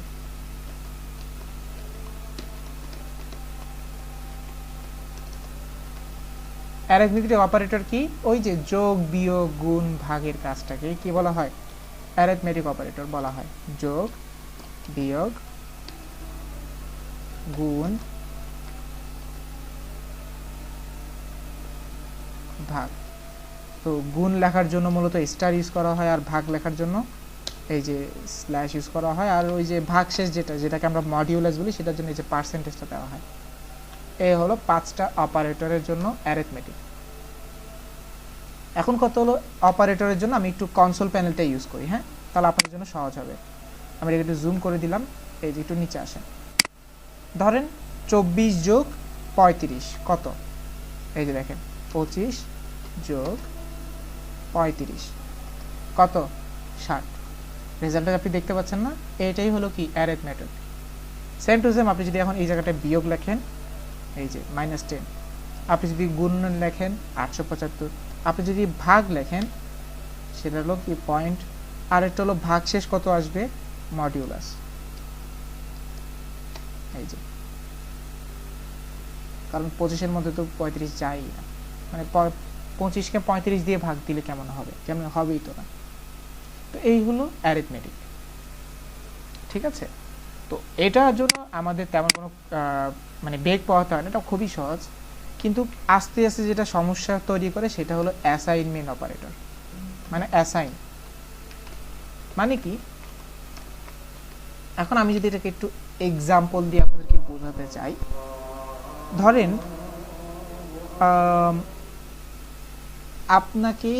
আপনার কাছে ছিল 10 টাকা, আপনার কাছে 10 টাকা ছিল, আমি আপনাকে আরো 10 টাকা দিলাম, তাহলে কত হলো, 20 টাকা। এই যে এই ক্যালকুলেশনটাকে বলা হয় অ্যারিথমেটিক, যে তোমার কাছে ছিল আরেকজন এসে দিল বা আরেকজন এটা করলো সেটা করলো। অ্যাসাইন মানে কি, আপনার কাছে অলরেডি আছে, সেটা আরো বৃদ্ধি পেল। কিভাবে, ধরেন আপনার কাছে কবুতরের ছানা 2টো ছিল, সেটা বড় হলো, বড় হয়ে সেগুলোকে আরো 3টা যোগ হলো, এটাকে বলা হয় অ্যাসাইন। ধরেন এই যে আরেকটা এক্সাম্পল যদি আমি দিই, আপনার একজন জিজ্ঞাসা করলো আপনার বয়স কত, আপনি বললেন আমার বয়স 20 বছর। 3 বছর পরে আবার ওই ভদ্রলোক আবার জিজ্ঞাসা করলো যে আপনার বয়স কত, আপনার তখন কত বছর বয়স, 23 বছর। এই যে এই কনসেপ্টটাকে বলা হয় কি করা, অ্যাসাইন করা, যা আছে তার সাথে আরো যোগ করা। তো যেমন এই যে তখন এটা লিখতে হয় কিভাবে, এই যে plus equal, minus equal, into equal, ভাগ ইকুয়াল, আর এটা হলো এই যে মডিউলাস ইকুয়াল। আশা করি অ্যাসাইন কাকে বলে এটা আমরা অ্যাটলিস্ট আন্দাজ করতে পারছি কি হয়। এরপরে আরেকটা আছে যেটা হলো লজিক্যাল। লজিক্যাল মানে কি? লজিক্যালি মানে হলো সে লজিক নিয়ে মাথা ব্যথা করবে, মাথা ঘামাবে। যেমন আপনার কাছে 10 টাকা আছে, ঠিক আছে, এটা আপনি জানেন 10 টাকা আছে এবং অন্য কেউ জানে, আরেকজন মানে যে দিছে সে জানে 10 টাকা আমি আপনাকে তাকে দিছি। কিন্তু এখন কথা হলো আপনার এই 10 টাকা খরচ করার জন্য যে দোকানির কাছে গেলেন সেই দোকানি আপনার থেকে কনফার্মেশন নিচ্ছে এটা কি আসলে 10 টাকা ছিল না তুমি বেশি পাইছিলা। মানে বিষয়টা এরকম লজিক নিয়ে কাজ করে সে। ফেসবুকে লগ ইনের কথা আমি যদি একটু তুলি, আমরা আজকে লগ ইন করি, রাইট? ধরেন আজকে আপনি ফেসবুক লগ ইন করবেন, লগ ইন করার জন্য কি কি লাগে? User name, password. আপনি অবশ্যই আপনাকে চেক করতে হবে যে ইউজার নেম এবং পাসওয়ার্ড যদি ঠিক থাকে তাহলেই কিন্তু লগ ইন দিবে। ধরেন আপনি ইউজার নেম ভুল দিছেন অথবা পাসওয়ার্ড ভুল দিছেন, সে কি আপনাকে লগ ইন করতে দেবে? অবশ্যই দেবে না। কারণ কেন দেবে না? কারণটা হলো আপনার এই জায়গায় লগ ইন করার জন্য যে শর্ত দোনোটাই সঠিক হইতে হবে, সেই জায়গাটায় আপনি কি করেন নাই, তাকে ফিল আপ করেন নাই। এই যে আপনাকে লগ ইন করতে হলে 2 শর্ত পার হয়ে আসতে হবে, এগুলোকে বলা হয় লজিক্যাল অপারেটর। লজিক্যাল অপারেটরে কি কি ধরনের কন্টেন্ট কাজ করে যদি আমি একটু দেখি। লজিক্যাল অপারেটর কাজ করে হলো এই যে অ্যান্ড, এরপরে ইউজ করে হলো এই যে এটা এই সিগন্যালটা। এরপর আরেকটা আছে নট, এই যে এটা মানে এক্সক্লেমেটরি সাইন, এরপরে আর নাই। এই 3টা কাজ করে মূলত, ঠিক আছে? তো এই হলো মূলত লজিক্যাল অপারেটর। মানে কোন একটা জায়গায় যদি যেতে হয় তাকে লজিক ফলো করতে হয়। এরপর যেটা আছে সেটা হলো কম্প্যারিজন। এই যে এ তার থেকে ছোট, ওই তার থেকে বড়, লেস দেন, গ্রেটার দেনের যে সিচুয়েশনটা আমরা ম্যাথে ফলো আপ করে আসি সেটা কম্পেয়ার করা, কম্প্যারিজন অপারেটর। এখন এখানে কি কি ধরনের কন্টেন্ট ইউজ হয়? এখানে সর্বপ্রথম ইউজ হয় লেস দেন, এরপরে ইউজ হয় গ্রেটার দেন, এরপরে ইউজ হয় লেস দেন অ্যান্ড ইকুয়াল, ঠিক আছে? এরপরে ইউজ হয় গ্রেটার দেন অ্যান্ড ইকুয়াল। এরপরে মোট এরকম 7টা পাওয়া যায়। এরপর আছে ইকুয়াল, মানে দোনোটাই সমান, ট্রিপল ইকুয়াল, ঠিক আছে? এরপরে আরো আছে যে নট ইকুয়াল, এই যে নট ইকুয়াল এরকম দেওয়া হয় আর কি, ঠিক আছে? আমার এখানে ওই যে বিভিন্ন ধরনের থিম ইউজ করা আছে যার কারণে এগুলোর ছবিগুলো একটু অন্যরকম দেখতে পাচ্ছেন, বাট আপনি ভিজিট করলে সেটা কেমন হবে, ওই যে নর্মাল টাইপের মতোই হবে, এই যে অনেকটা এরকম আর কি, লেস দেন ইকুয়াল। এই জিনিসটা আমার ওই থিমের কারণে অনেক সুন্দর আকারে এই যে এরকম ইয়া হয়ে আছে আর কি। এগুলো হলো কম্প্যারিজন। ধরেন আপনি দুটো কি নিলেন, নাম্বার নিলেন 10-10 বা 10-12। এখন 10 কি 12 থেকে ছোট না বড়, বা 12 কি 10-এর ছোট না বড়, অথবা এরা দুজন কি সমান কিনা, বা এরা দুজন কি সমান না কিনা, এই কন্ডিশনগুলো সব ফলো করে কে? এই কম্প্যারিজন, ঠিক আছে? তো এই মূলত 5টা আছে, যে 4টা অপারেটিং সিস্টেম আছে যেগুলো কি করে, এগুলো বেশি ফলো আপ করে। এরপর আরেকটা আছে ইনক্রিমেন্ট ডিক্রিমেন্ট, কম বেশ হওয়া, ঠিক আছে? তো এটা মূলত অপারেটর মধ্যে পড়ে না, বাট অন্যান্য প্রোগ্রামিং ল্যাঙ্গুয়েজ ইনক্রিমেন্ট ডিক্রিমেন্টটাকে অপারেটরের হিসাবেই ধরে। আপনি এখন এই যে জাভা স্ক্রিপ্ট অপারেটর হিসাবে ইয়া লেখেন,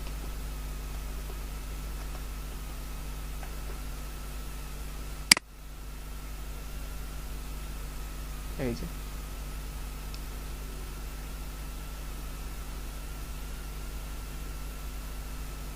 যে addition, multiplication, arithmetic, assignment, comparison, logical, conditional, এরপর টাইপ অপারেটর, ঠিক আছে? এখানে সব মানে একটা মানে শর্ট ওয়েতে তারা এখানে দিয়ে দিয়েছে।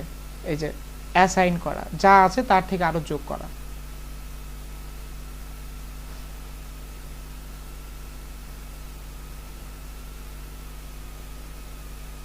এই যে।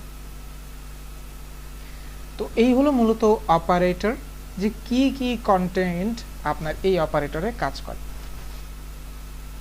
এছাড়াও আরো অনেক বিষয়াদি এখানে থাকে, ঠিক আছে। আপনি যদি এখানে জাভাস্ক্রিপ্টটা একটু দেখেন না, জাভাস্ক্রিপ্ট দিয়ে কি কি করা যায়, যে জাভাস্ক্রিপ্ট ইন্ট্রোডাকশনে যদি চান তাহলে দেখতে পাবেন যে এখানে ছোট একটা অ্যানিমেশন আছে। দেখেন একটা লাইট দিয়েছে, বলতেছে এখানে ক্লিক করলে লাইটটা জ্বলবে, আবার এখানে ক্লিক করলে লাইটটা অফ হয়ে যাবে। এই যে দেখেন, এটাও কিন্তু কি দিয়ে তৈরি, জাভাস্ক্রিপ্ট দিয়ে তৈরি, ঠিক আছে। অনেক কিছু আছে যেগুলো জাভাস্ক্রিপ্ট দিয়ে করা পসিবল। ওকে, এরপর আরো একটা গুরুত্বপূর্ণ পার্ট জাভাস্ক্রিপ্টে রয়েছে বা প্রোগ্রামিং ল্যাঙ্গুয়েজে থাকে, সেটা হলো লুপ। লুপ মানে কি? লুপ মানে হলো কাউন্টিং করা। দেখেন আমি যদি আপনাকে এখন বলি তুমি এক কাজ করো 1 থেকে 100 পর্যন্ত লেখো, এখন এটা কি মানে 1 থেকে 100 পর্যন্ত লেখা পসিবল? ইম্পসিবল কিছু না, কিন্তু 1 থেকে 100 পর্যন্ত যদি আপনাকে লিখতেই হয় তাহলে প্রোগ্রামিং ল্যাঙ্গুয়েজে তো কোনো ইয়াই থাকলো না, তাই না? আমি আপনাকে বললাম যে এই শুনো তুমি 1 থেকে 100 পর্যন্ত টাইপ করো তো দেখি। এখন যদি আপনি সহজ কিছু জানেন সেটা তাহলে আপনার জন্য মানে ইজি হয়ে যায়। লাইক প্রোগ্রামিং ল্যাঙ্গুয়েজে আপনি এখন কি করতে পারেন, 1 থেকে 100 পর্যন্ত কাউন্টিং করার জন্য জাস্ট একটা লাইনের কোড লিখবেন, সে সাথে সাথে কি করে ফেলবে, এটাকে 1 থেকে 100 পর্যন্ত কাউন্টিং করাবে। এটাকে বলা হয় কি, লুপ। সে লুপিং করবে। তো এখন কথা হলো লুপ কি মূলত, তাই না? এই লুপটাই হলো কাউন্টিং থেকে শুরু করে অন্যান্য জিনিসকে মেজর করা। যেমন আপনি যদি একটু এক্সাম্পল দেখেন, রিয়েল লাইফ এক্সাম্পল, আপনি লিফটের কথা একটু চিন্তা করেন তো। একটা লিফট যে কিনা 20 তলা 25 তলা বিল্ডিং অনুযায়ী চলে, রাইট? একটা লিফট আপনি একটু ধরেন একটা লিফট আছে 1 তলায়। এখন আপনি তাকে বললেন যে ইনস্ট্রাকশন দিলেন যে তোমাকে 10 তলায় আসতে হবে, কারণ 10 তলায় একজন লোক নামবে। 10 তলার একজন ওই যে কাস্টমার বলেন বা একজন লোক 10 তলার যে বাহিরের বেলটা আছে বা বাইরের বাটনে টিপ দিয়ে ধরলো, তাহলে লিফট কি করবে, সে 10 তলায় যাবে, ওই লোকটাকে নিয়ে আবার সে কোথায় যাবে, সে উপরে গেলে উপরেরটাই নিয়ে যাবে, নিচে গেলে নিচেরটাই নিয়ে যাবে। তো তার মানে তার মধ্যে কি হচ্ছে, আপনি তাকে 1 থেকে 10 পর্যন্ত কাউন্টিং করাচ্ছেন। এই সিস্টেমগুলোই হলো লুপ। যদি আমি একটু আরেকটু এক্সাম্পল দেখি, এখন আপনি যদি লুপকে যদি এক্সিকিউট করতে চান তাহলে লুপের কিছু জিনিস আছে যেগুলো আপনাকে মাথায় রাখতে হবে। সর্বপ্রথম তাকে একটা স্টার্টিং পয়েন্ট দিতে হবে, যেটাকে বলা হয় কি কি জানি বলে, ইমপ্লিমেশন না কি জানি বলে, মানে স্টার্টিং পয়েন্ট। আমি এখানে লিখলাম স্টার্টিং পয়েন্ট, এটা হলো নাম্বার 1, ঠিক আছে। এরপরে দিতে হয় কন্ডিশন, এন্ডিংটা কোথায় হবে, তাই না? একটা জিনিস শুরু করলেন শেষ করতে হবে না, কন্ডিশন। এরপরে আবার লাগবে যেটা, সেটা হলো কি ইনক্রিমেন্ট অথবা ডিক্রিমেন্ট। ইনক্রিমেন্ট ডিক্রিমেন্ট কি, আচ্ছা লিখি। এখন কথা হলো এই যে একটা লিফটের এক্সাম্পল দিলাম, এই লিফট 1 তলা থেকে 10 তলায় উঠতে সে কিন্তু অবশ্যই 2-3 ফলো করেই যাবে, তাই না? নাকি লিফটের সিস্টেমটা অনেকটা এরকম, 1 তলায় ছিল, টিপ দিলেন, হাওয়ায় ছিল, হাওয়ার মধ্যে ঠুস করে আবার চলে আসছে, এটা কি কেউ বিশ্বাস করবে? এটা তো পসিবল না, তাই না? আপনাকে একটা রুলস ফলো করতে হবে, 1 তলায় ছিলেন, 2 তলা 3 তলা 4 তলা হয়ে 10 তলা আসতে হবে। তাহলে এটাই হলো ইনক্রিমেন্ট, এক এক করে বাড়ছে। আবার যদি আপনি ডিক্রিমেন্ট বলেন, ডিক্রিমেন্ট মানে কি ডিমোস্ট হওয়া, 10 তলায় ছিল 9 তলা, 1 তলায় আসতে চাইলে 10 থেকে 1-এ তো ডিরেক্টলি আসতে হবে না, 9, 8, 7কে ফলো করে আসতে হবে, এটাকে বলা হয় ডিক্রিমেন্ট। এখন মনে পড়ছে, ইনিশিয়ালাইজেশন এটাকে বলা হয়, ঠিক আছে। এখন এটা লেখা হয় কিভাবে, চলেন আমি এখন বলতেছি যে তুমি এক কাজ করে 1 থেকে 10 পর্যন্ত কাউন্টিং করে দেখাও। আমি সেজন্য এখানে লিখলাম, লুপের নাম একটা দিলাম ফর লুপ। লুপের মধ্যে আবার প্রকার আছে, for loop, while loop, do while loop, forest loop, অনেকগুলো কি আছে লুপের প্রকার আছে। ধরেন আমি ফর লুপটাই দিলাম, এক্সাম্পল ছিল ফর। এখন আমাকে শর্তগুলো দিতে হবে। এখন শর্তগুলো কিন্তু আমি ডিরেক্টলি বলতে পারি না যে এই তুমি কি করো 1 দিয়ে শুরু করো, 2 দিয়ে শুরু করো, এভাবে বলা যায় না।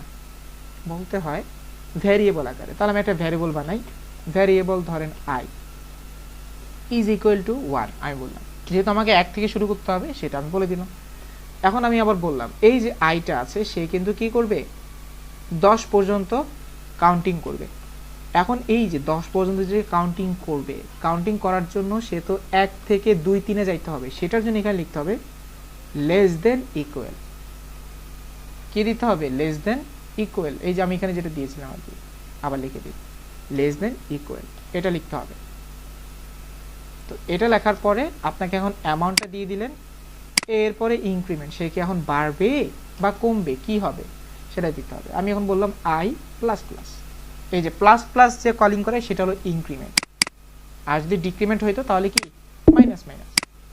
সব কিছু ট্রু হইলে এই যে এখানে গিয়ে আমি এখন বলবো যে তুমি এক কাজ করো, ডকুমেন্ট ডট রাইট, তুমি এখন লেখো, কি লেখো, এই যে তুমি যে আইটা পেয়েছো আইটাকে এখন এক্সিকিউট করো। দেখেন আই লিখেছি, আর এখন এখানে দেখেন আপনার ওয়েবসাইটে 1 থেকে 10 পর্যন্ত কাউন্টিং হয়েছে। বিলিভ না হলে যে আমি জুম করে দেখাচ্ছি,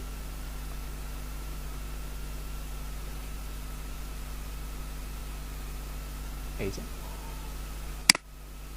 ঠিক আছে। এখন কত হলো, এই যে দেখেন আই দিয়ে কাউন্টিং কিভাবে করা হলো। এখন আপনার শুধু 1 থেকে 10 না, আপনার 1 থেকে 1000 লাগবে, তাই তো? আপনি জাস্ট এখানে জিরোটা বাড়িয়ে দেন,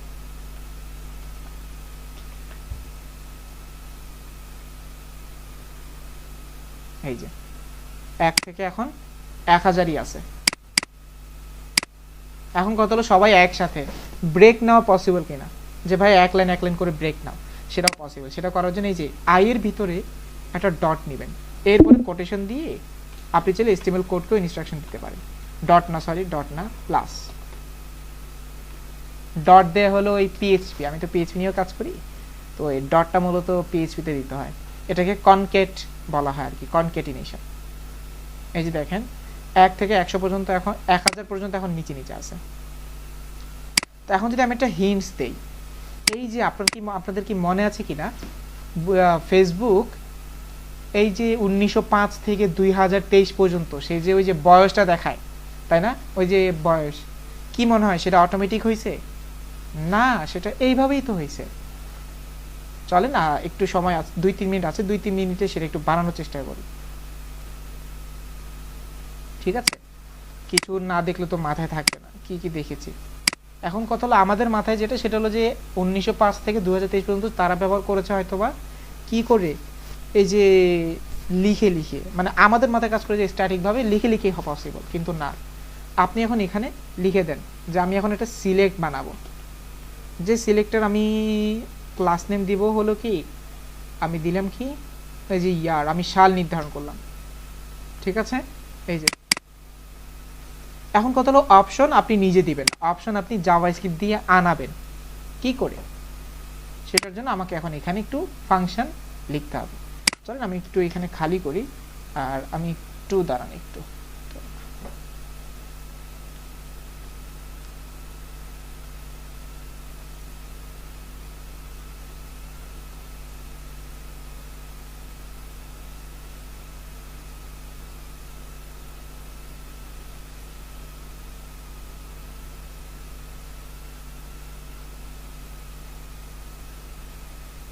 ওকে।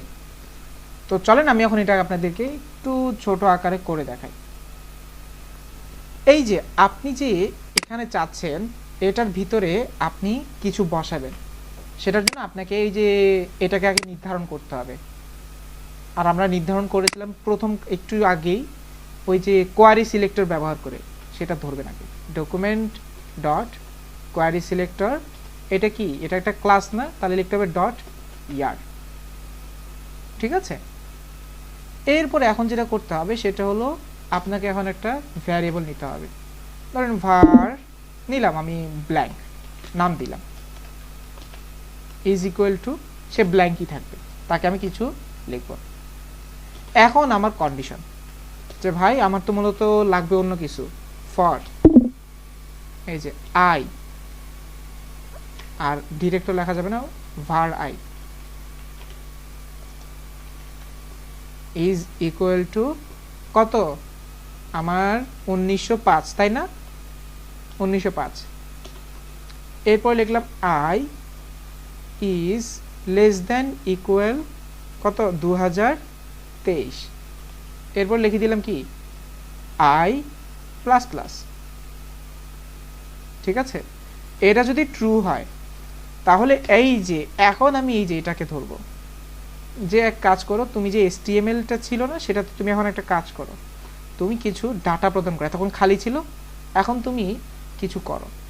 সেটা করার জন্য এখানে ব্যাকটিক্স নিলাম, এরপর লিখে দিলাম যে এই যে এখন তুমি অপশন নাও, OPTION অপশন।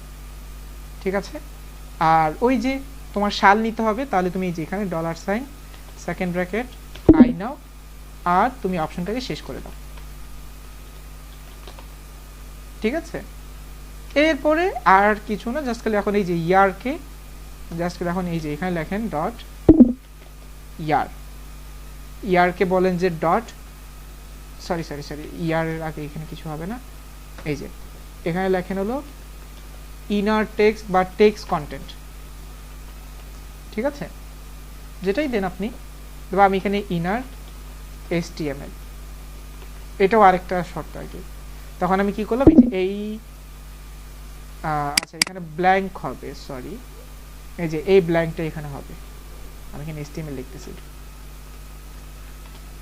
এই যে এখানে আপনি এখন কি করেন, ব্ল্যাঙ্ক লিখে দেন। কাজ কিন্তু হয়ে গেছে আপনার। দেখি আমি সেভ করে চেক করি কোনো মিস্টেক হয়েছে কিনা, মিস্টেক তো হতেই পারে। আচ্ছা মেবি এই যে ভুল হয়েছে, চলেন একটু সলভ করি, আর এটা একটু কমেন্ট আউট করে দিই, এটা আমার এখন দরকার নেই। var I নিলাম হলো 1905, I less than equal to 2023, I plus plus, এরপর এই ব্ল্যাঙ্কটাকে ডাকলাম, ডাকার পর এখানে অপশন দিলাম। ঠিক আছে, এরপর বললাম যে ইয়ার, এটা ইনার HTML করবে হলো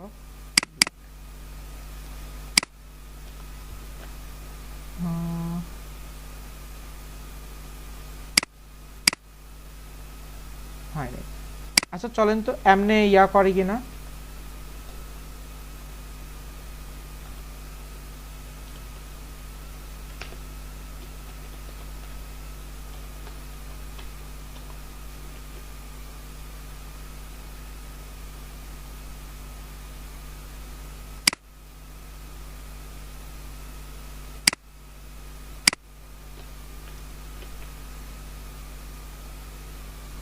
এই যেটা কিন্তু হয়েছে তাই না, 1905 1906 হয়েছে, কিন্তু আমার ওইটা এখানে বসে নাই, তাহলে আমার মনে হয় এই যে এখানেই সমস্যা।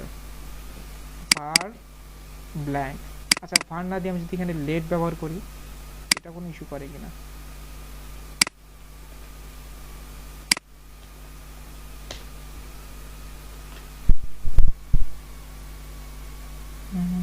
ও আচ্ছা আচ্ছা আচ্ছা আচ্ছা আচ্ছা, এভাবে তো বসবেও না, এখানে বসে নাই, কারণটা হলো এখানে অ্যাসাইন করতে হয়, এটা ডিরেক্টলি আসে না, প্লাস ইকুয়াল।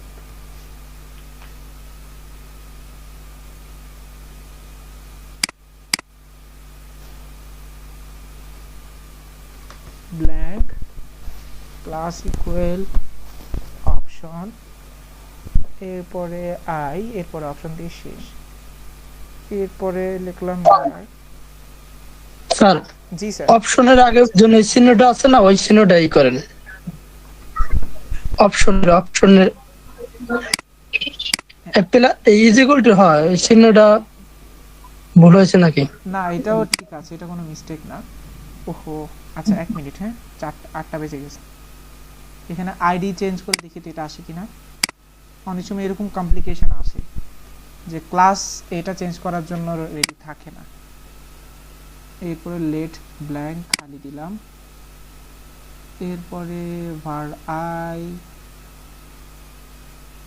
এরপরে নিলাম ব্ল্যাঙ্ক, ব্ল্যাঙ্ক নেওয়ার পর শেষ মুহূর্তে গিয়ে ইয়ারটাকে ডাকলাম,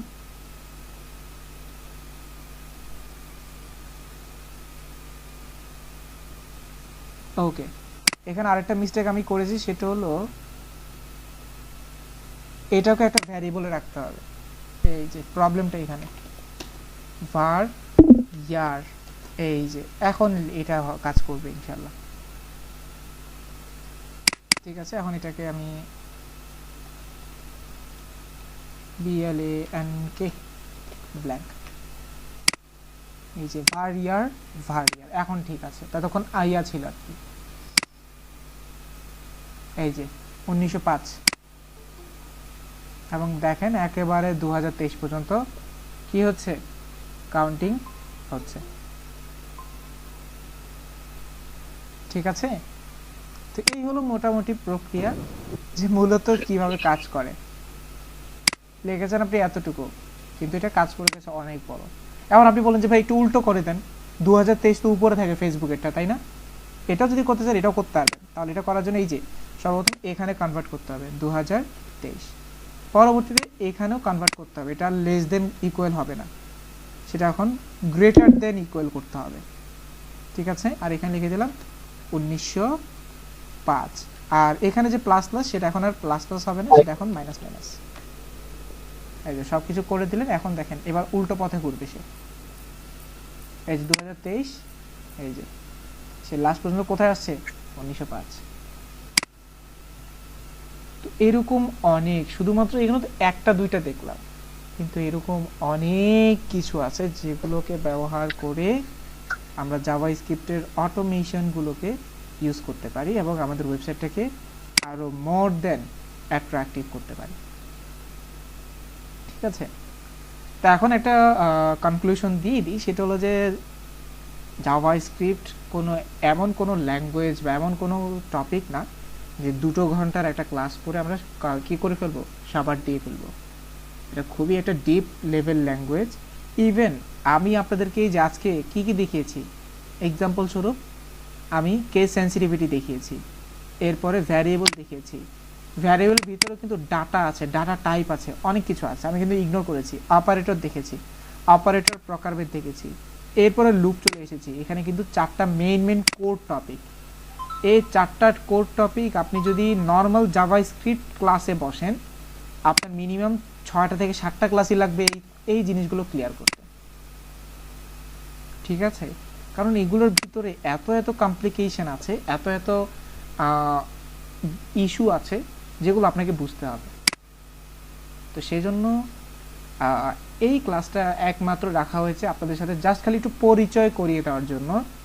আর আরেকটা জিনিস আছে, সেটা হলো এই যে ভবিষ্যতে আপনারা এই যে প্লাগইন, বিভিন্ন ধরনের প্রিমিয়াম বা অ্যাডভান্স অ্যানিমেশন নিয়ে যখন কাজ করবেন, তখন যেন কিছুটা হলেও কি করতে পারেন আপনারা, ফ্যামিলিয়ারিটি হোক অথবা কিছুটা হলেও আপনারা ওই যে কি বলে সিমিলারিটিস দেখতে পারেন। সেই জন্যই মূলত এই জিনিসগুলো নিয়ে একটু কি করছি, আমরা আলোচনা করেছি।